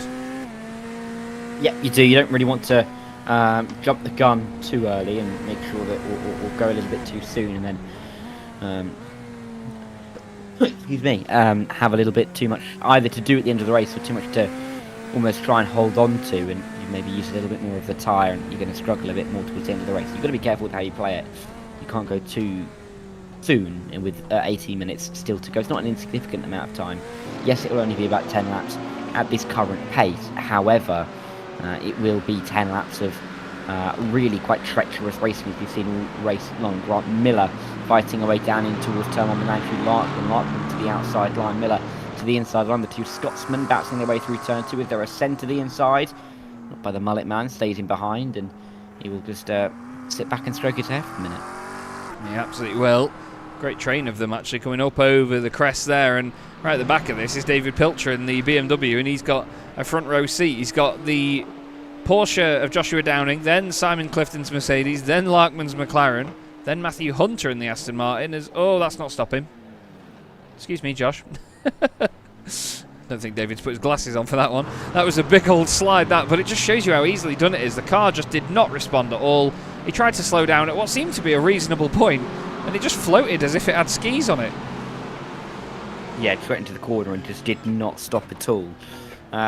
Winter Olympics starting in a few weeks, but not here. Oh, that was Larkman off the road. Yeah, and he's larking around at turn 8 now, trying to get back onto the circuit. As is Denny Plurger, sorry. Goodness me, everyone. I'd love to see who hasn't had a moment at turn 8. I wonder if anybody's been able to avoid it. Yeah, I think we'd be hard pressed to find somebody that hasn't. It was a nice transition there to Klaas Wellen, the race leader, running wide. He's using all of the moisture on the circuit wherever he can. Now it's not raining as heavily anymore. There's a little bit of a spattering coming down, but you can see the dry line emerging. But look, he's using the moisture. Oh, maybe don't use that. Is that Larkman off again? No, I think that was Andre Muntian that was having an off there in the Axis Sim Sports machine. But yeah, Klaas Wellen leading the field at the moment. But look, he's not quite on the usual racing line. He's sort of dipping his toe into the water a little bit just to make sure that he's using whatever moisture there is. But there's not that much of a drying line because there's so many different lines you can take around this place. The whole circuit is still really covered in moisture, isn't it? And yeah, it's still very much, you can see those wet patches on the circuit which you're going to have to avoid like the plague in these final few minutes. You do not want to be touching those because unless you're going down the straight and you're cooling off the tyres, you are, putting yourself at huge risk of that back end snapping around on you and completely leaving you for dead and putting you into the gravel trap, putting you into the grass, or even just the tarmac on the outside of the circuit. Western, that feels like a lock-up to me. That did not feel like the racing line he wanted to take. Maybe it was. It looked fine in the end. Yeah, he just clipped that curb on the left-hand side, and then he tried to get away from it gently and not overdo it, but in doing so, sort of flung himself into the hairpin a little bit deep for a moment. And again, he's doing the same thing, actually. Gone really deep into the hairpin there. I think he's trying to scare Klaas Wellen at this point. Dean Sheasby still holding on to third. 2 Corvettes in the top 3. And in fact, we only have 3 Corvettes in the entire field. So great to see. And well, like I said earlier, it's one of those cars that if you've got somebody that knows how to really... Thomas Weston still in second place, chasing down Klaas Wellen. What is up with me? I did that last night in Formula CDM as well. Yeah. Dean, if you watch this, I'm so sorry. I know I've bad-mouthed the fact that you draw attention to yourself, but I really didn't mean that. I'm so sorry. Good God. I think we're going to have a Dean Shrewsbury, Transfer Cup fight soon at this rate. I'll give him the address. He can send me a court order. It's fine. It's fine. To be honest, though.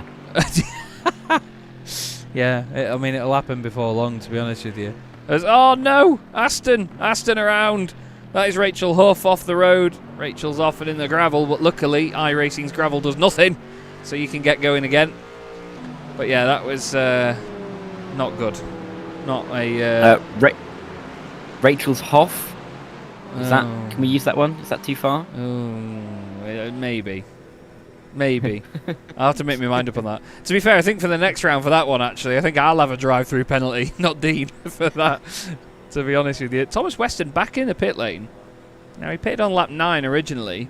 Wonder whether they've not got enough to make it all the way to the end, or whether he's had some sort of drama here. He can't be getting more tyres, surely. No, he's put it in neutral. He's restarted the car. Is he just taking fuel on board? No, he's not actually serving a pit stop or anything. Oh, he is. No, 14-second pit stop, actually, yeah. Interesting. How very strange. Well, this is the fun bit about sim racing, and by that I mean the annoying bit, because we don't know what's happened there. Because there's no pit crew or anything, that's the bit that really keeps us guessing. We can't physically see a pit crew working on the car and figure out what's happening. It just sat there. So, I really don't know what that could have been. Do you? Nope. And I'm going to go back to a point, I think I've made this with you. What I would love to have at our disposal is the ability to drag in the drivers midway through the race. Oh, to yeah. ask them what on earth is going on. And that is a great example. Just quickly drag him in and be like, why are you making a pit stop? As if, maybe drag in Jan and ask what happened to that rear end. That is in the walls hard. That is not going to serve him well. He's going to drop down the order now behind Van Zeiss, who's third. He's third. Early he was making moves for the teams. He's in third now and moving up the order through just everyone else falling by the wayside. Oh, it got away so horribly, and it was in sort of two phases, and then it just digs into the wall. But you know what? He actually did really well there, because it bounced off, and he's straight back onto the racing line and cracks on. Very, very interesting.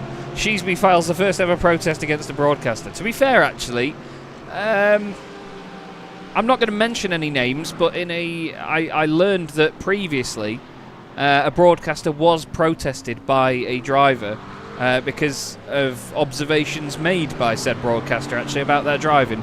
Clearly, driver was offended and decided to protest the broadcasting team. I saw the protest, and I mean it didn't hold any weight because it was written in a very childish manner, and it was simply just an attack on the people, basically saying, "Oh well, if that's what I am, then what are you?" sort of way. But yeah, I've seen a broadcaster protested by a driver before, to no avail, of course. The driver was actually kicked out of the championship for doing so, rightly so, because it was a lunatic thing to do, especially in the circumstance. Oh look, BMW. It's a very unhinged broadcast tonight. I think this is just going to be the running theme for the rest of the season, isn't it? It's like a podcast with the race going on in the background. Yeah. And hey, let's be real. If we were watching a race and there was a podcast going on and the race was going on at the same time, I think we'd enjoy it.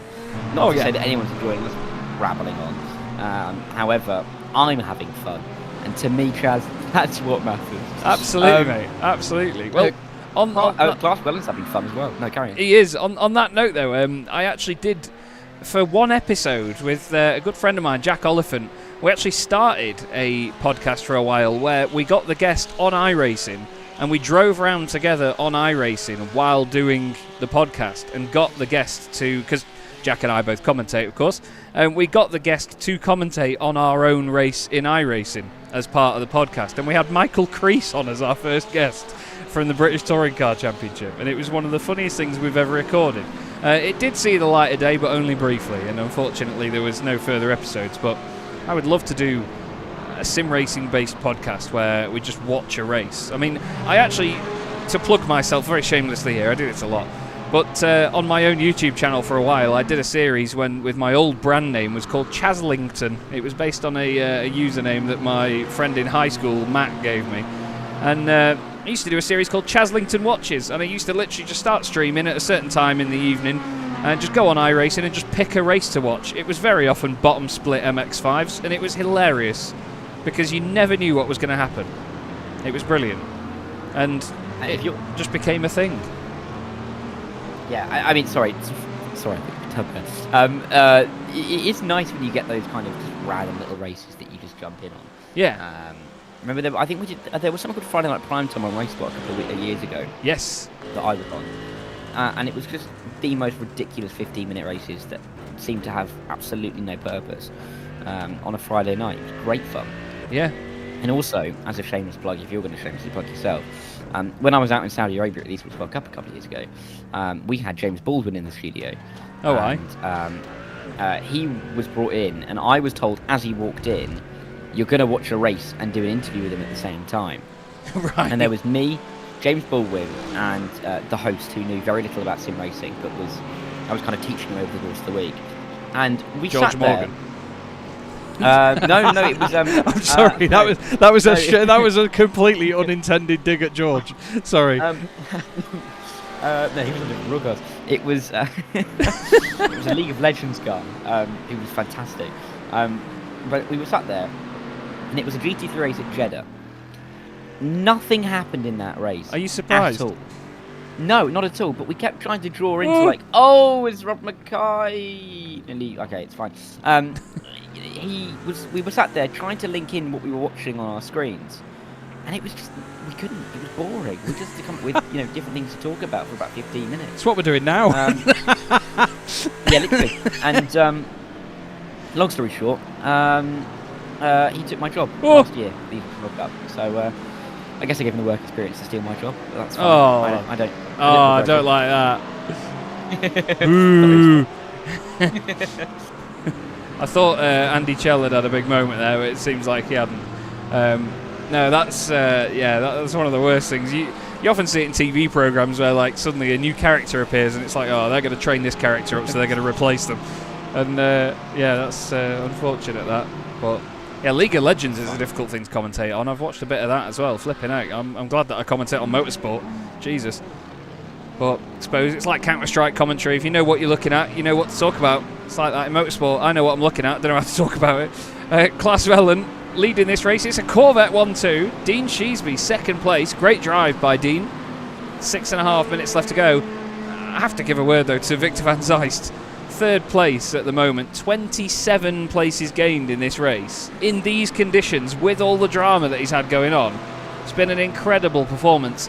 This should see him take the championship lead, I believe, because Robin Aston is down in 9th position in class and overall.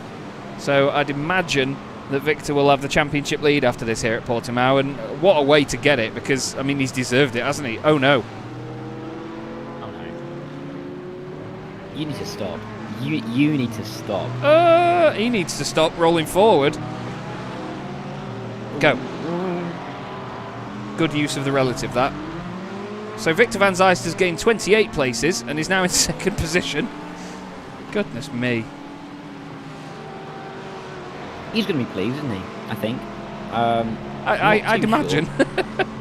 I mean, I might be breaking into a smile at this point if I was Victor van Zijst, but hey ho, what do I know? I can't drive. I'm just talking about it. There's 3 laps to go now as we cross the line, which really means we are into the final stages of this race. James Fraser, he looks like a professional race car driver in that photo. He really does, and he's driving like one because he's winning his class by a couple of seconds in change at the moment. Yes, indeed. My girlfriend Charlotte has texted in to say that she's watching. Hello, Charlotte. Hope you're enjoying the racing. And me and Dara are talking about everything but. Thiago Reiser, he's had a busy race, hasn't he? But he's still somehow in 7th position. Had a pretty startling run through the field. Ryan Blackie is the next car. No, he's not. I keep doing this. It's Toby Hardiak that's behind him. I keep doing this where, and I explained earlier in the broadcast that I was going to highlight 2 drivers on our timing screen, so I knew who was where, like who were the championship leaders, who to keep an eye on, And in doing so, I keep thinking that that's the car highlighted that we're looking at. So I keep reading out, oh yeah, so-and-so behind them. It's not the case. There's an absolute lake down there at Turn 2 right now, Dara. Like, now that the sun's come out, we can see just where the standing water is. And the answer to where is it is, it's everywhere. It is. I mean, anybody who knows the east of England may know that there's a Starbucks in Bury St Edmunds, and to get into there you have to go through quite literally a river because it's always flooded on the road into that Starbucks. It's like that at Turn 2. That's a reference that no one, if anybody understands that and puts it in the YouTube chat, we're going to become friends. But realistically, that is what's happening down there. It's a river. So much standing water down there because it collects. There's parts of this circuit where we do see the water collect, and this is a good example down here through this left-hander. And it's grabbed over Hardiak. So there we go. Oh, for God's sake! Yeah. Oh, we That's shouldn't. not commentator's curse. That's commentator's foresight. That's all I'm saying. Oh, Mystic Meg. Sorry, Toby. I'm really sorry. Yeah, that's not one for Toby's showreel. Two commentators laugh their heads off as he spins his car. But, oh God, you can't make it up. You can make this up, though. Danny Weir is all of a sudden right up behind James Fraser and has got the pace on him. There's a battle going on here for the class lead. John Treen is right behind it, and I really hope he doesn't ruin this. Danny Weir's got 3 wheels on his wagon by the look of it, with that left rear Weir on that Porsche.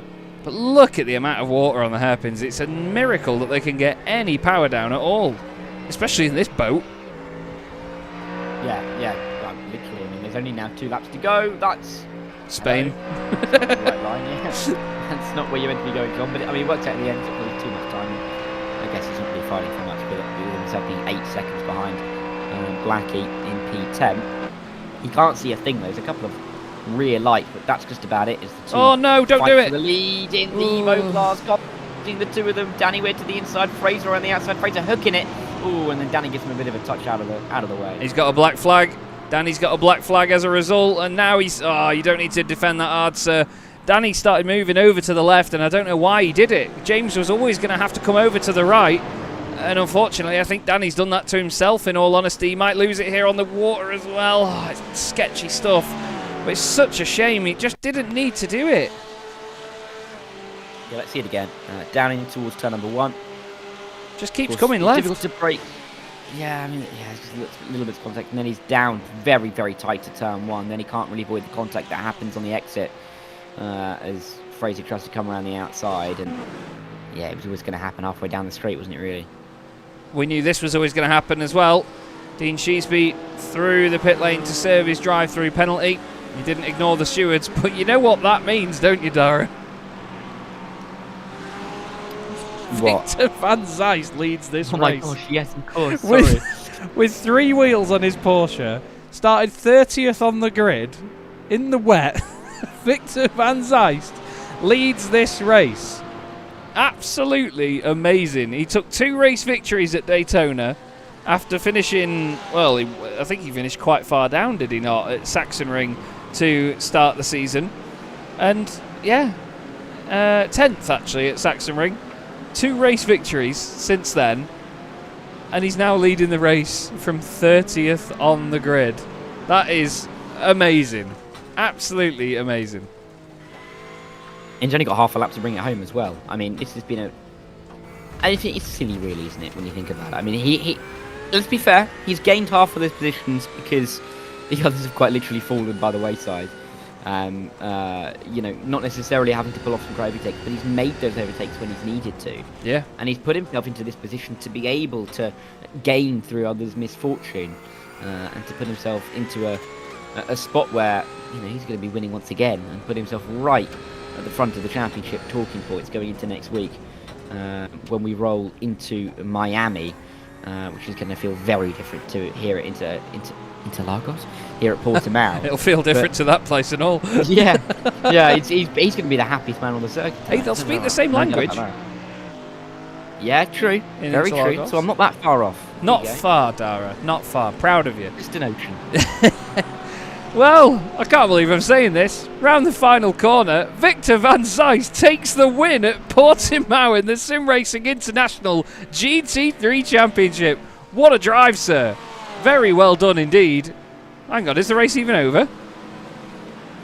We've got 0 on the timer, but no checkered flag.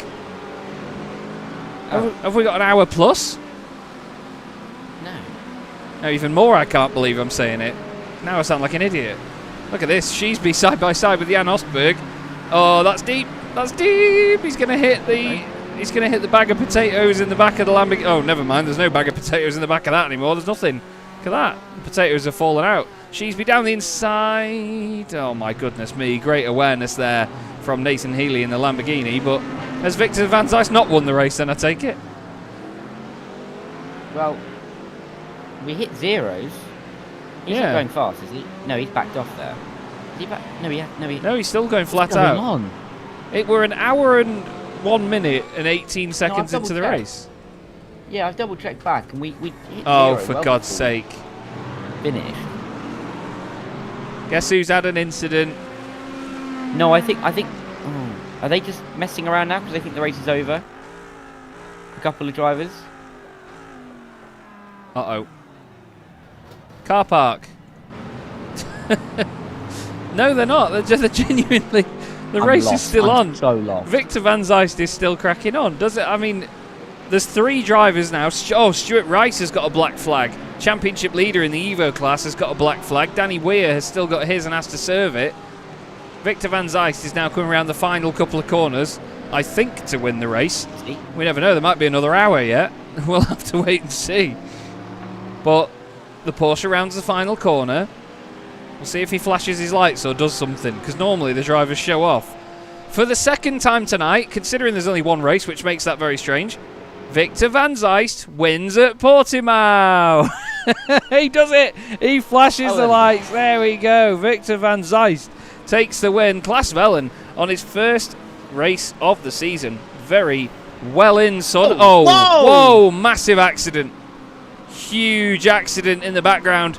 Craig Hewlett involved in that one in the Porsche. Matthew Hunter went off the circuit as well. What on earth happened here? Oh no.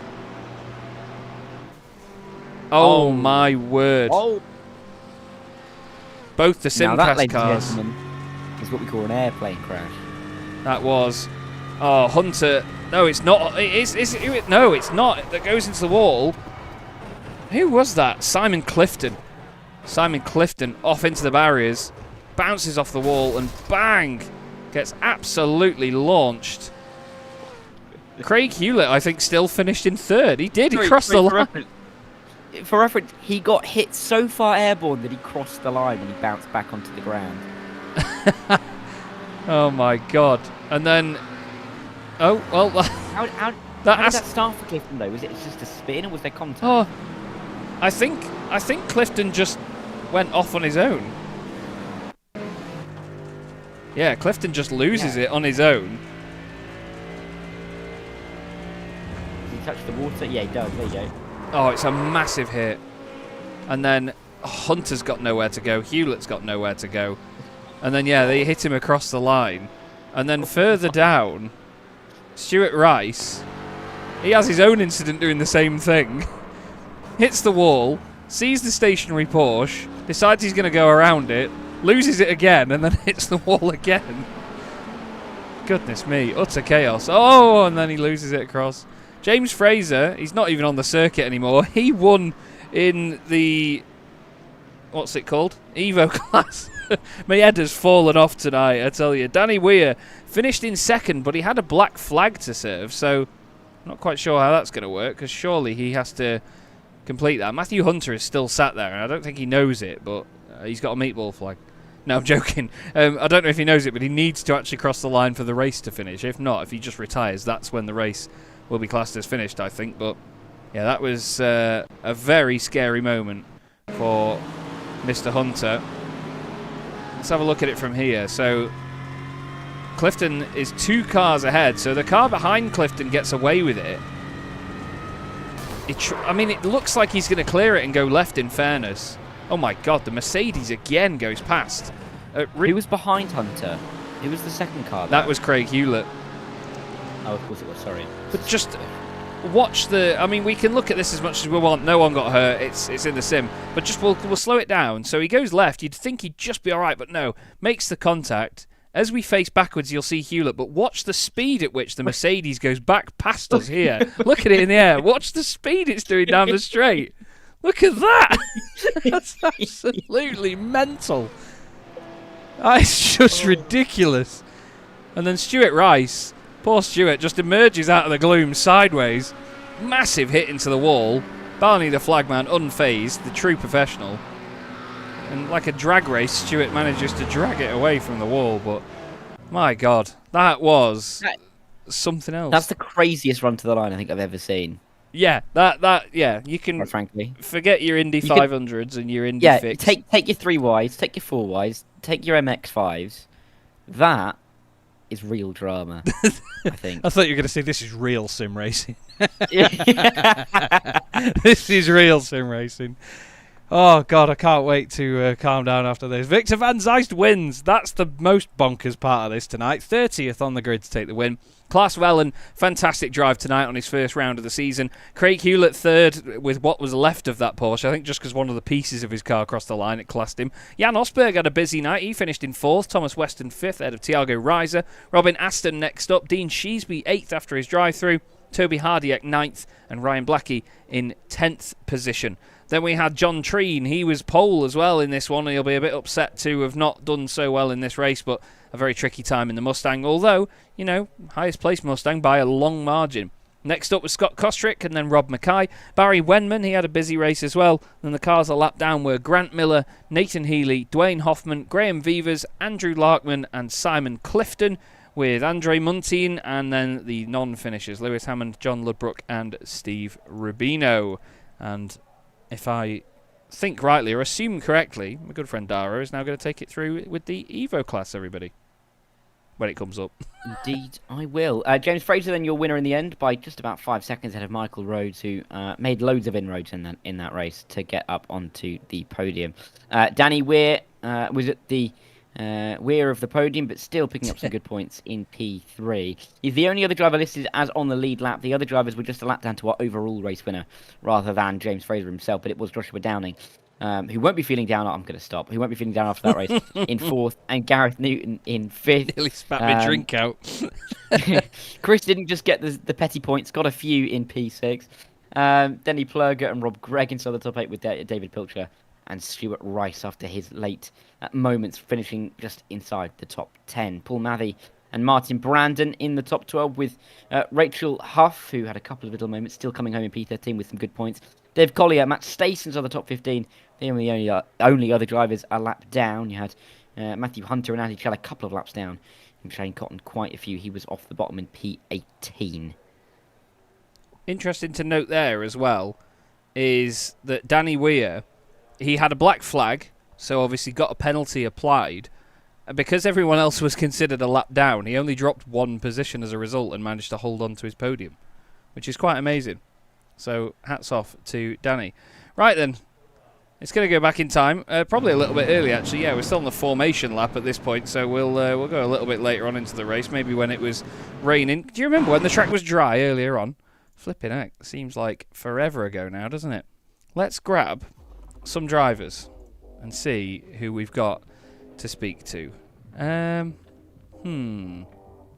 I wanted to catch... we don't have Victor Van Zijst in.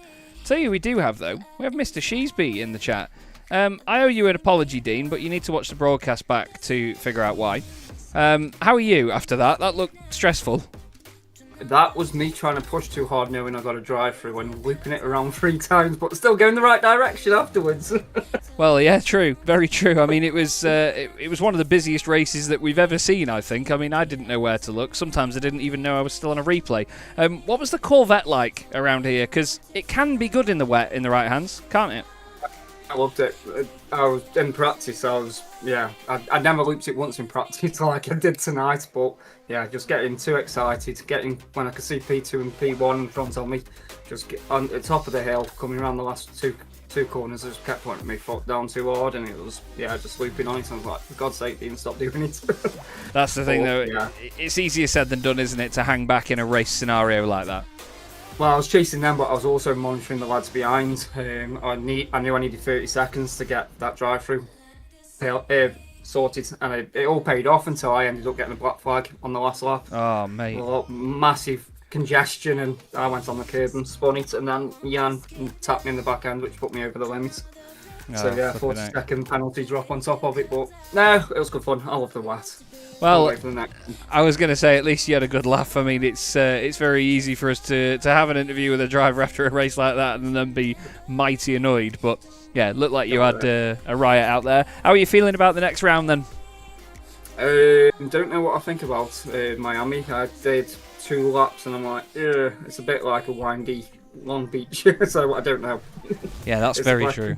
It's not quite well. I mean, Dara and I had the joy of commentating at Homestead, Miami last night, the old infield of the Oval, and that's the only real Miami racetrack in my opinion. It's an absolute dream. But we'll see. It's one of them, isn't it? It can catch you out, and the racing can be quite good at places like that sometimes. Yeah, hopefully. I like close circuits like that, like where you've got walls either side of you. I just really enjoy them kind of circuits. So yeah, hopefully I can learn the track and actually get something decent in there. But them pesky porkies at the moment just seem like they've got so much traction out the corners, it's unreal. Yeah, it's so we'll see what we can do with them. It's quite the car to beat, but hopefully you'll get a handle on it, mate. Is there anyone you'd like to give a shout out to before we let you go? Yeah, I'll give a shout out to the Moonshiner boys encouraging me to go for it tonight. As I say, 10-second penalty. A few people think it's a bit harsh. I made a mistake in the last race with a few issues, technical issues, but let's see. P8 isn't too bad, so let's see what we can do for the rest of the championship. Well, best of luck, Dean. It's been exciting watching you so far, and we look forward to continuing that. And yeah, we'll see you in Miami. Cheers, mate. Thank you. Cheers. Dean Cheeseby there. Well, even after a busy race like that, still enjoyed himself, Dara. That's the main thing. Yeah, and that's what you want in a race like this, even with the chaos and the ups and the downs. You want to be having fun. That'll keep you engaged, and yeah, good to see Dean still enjoying himself after a few weeks.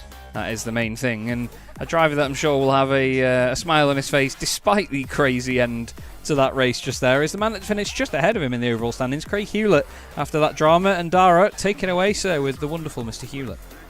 Yeah, Craig, welcome in. First of all, thank you very much. Talk us through that run to the line quickly.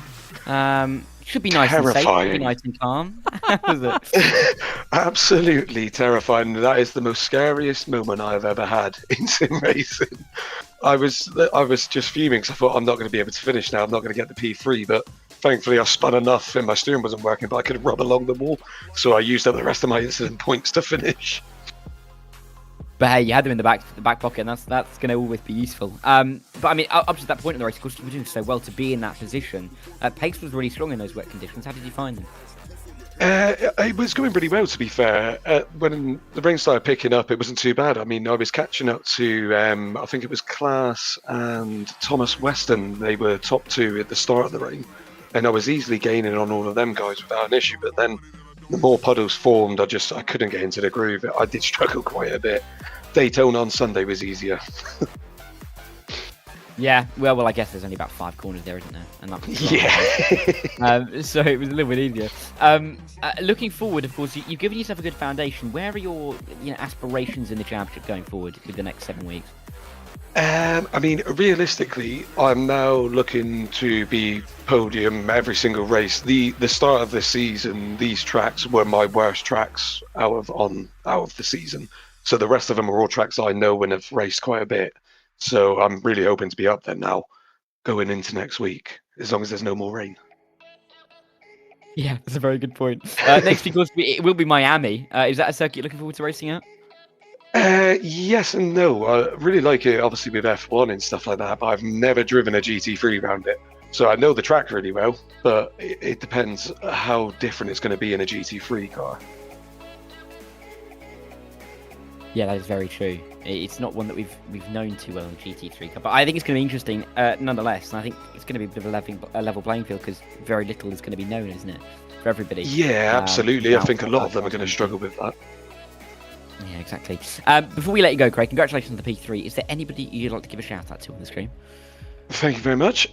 Just to Team Axis for letting me join them for this season. Great bunch of lads, and keep going forward and get ourselves up in the standings. Perfect. Well said. Thank you, Craig. Well done again on the podium tonight, and good luck for next week. Thank you very much. Take care.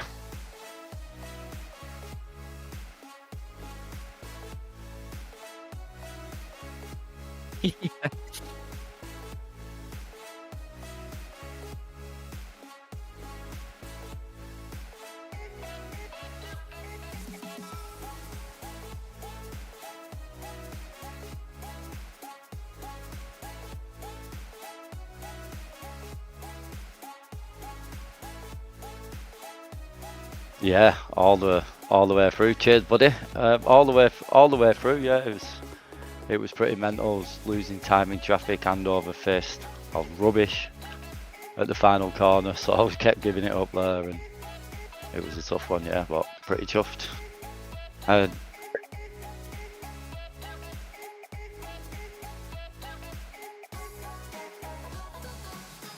loved it. It was great over the left hand or over the brow. And that's where I was fast, and thank my right foot, I was patient enough all night. I didn't get me. I did spin actually as well, didn't I? Did have a spin.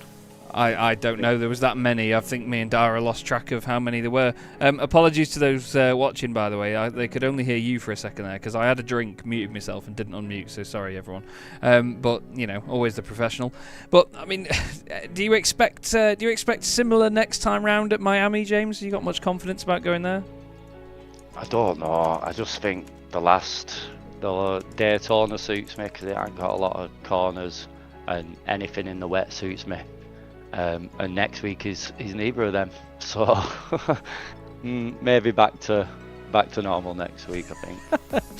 We're dying. We'll see what we've got anyway. Absolutely, got to give it a crack. And may I ask you as well, where is that wonderful accent from, sir? Oh, I'm from Oldham. Oh, flipping heck. Slapback Oldham. Yorkshire and Manchester, yeah. Oh, so bloody Nora. Well, fair play. It's cracking. It's nice to hear a northerner on the sim. Everyone seems to be from London when it comes to motorsport. Either way, James, pleasure to speak to you. Is there anyone you want to give a shout out to other than all of Yorkshire?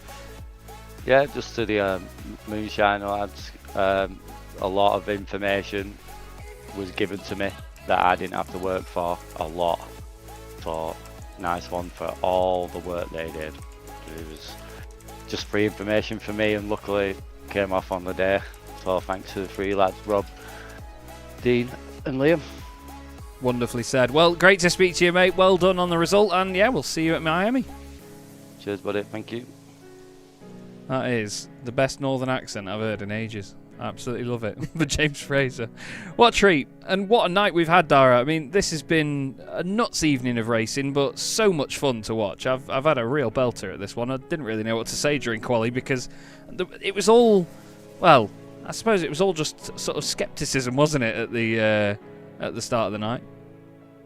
Yeah, right. I mean, rain's always going to spice the race up, and that clearly happened in the second half here at Portimão. I mean, we got so much action all the way through. Turns 7 and 8 became the graveyards for hopes and dreams throughout that race, and there was so much happening all the way through. And then, of course, we had someone take flight at the end of the race and cross the line, nearly airborne. So had a little bit of everything, it's fair to say. And I mean, looking forward to next week. It's going to have even more, considering that these drivers aren't going to know the track very well. It's new to iRacing.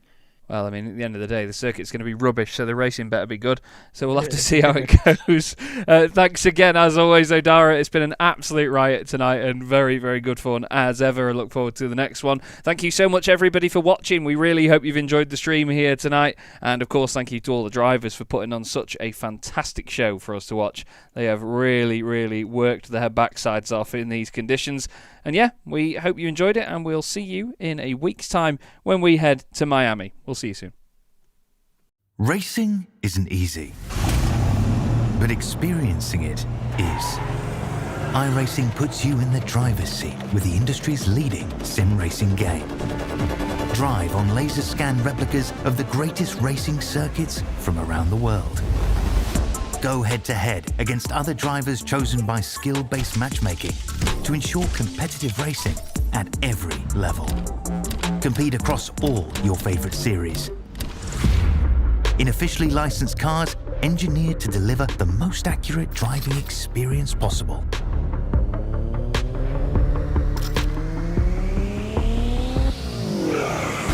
Join a race or host your own with players from across the globe. Race against the computer or in a league with friends. Feel the thrill behind the wheel.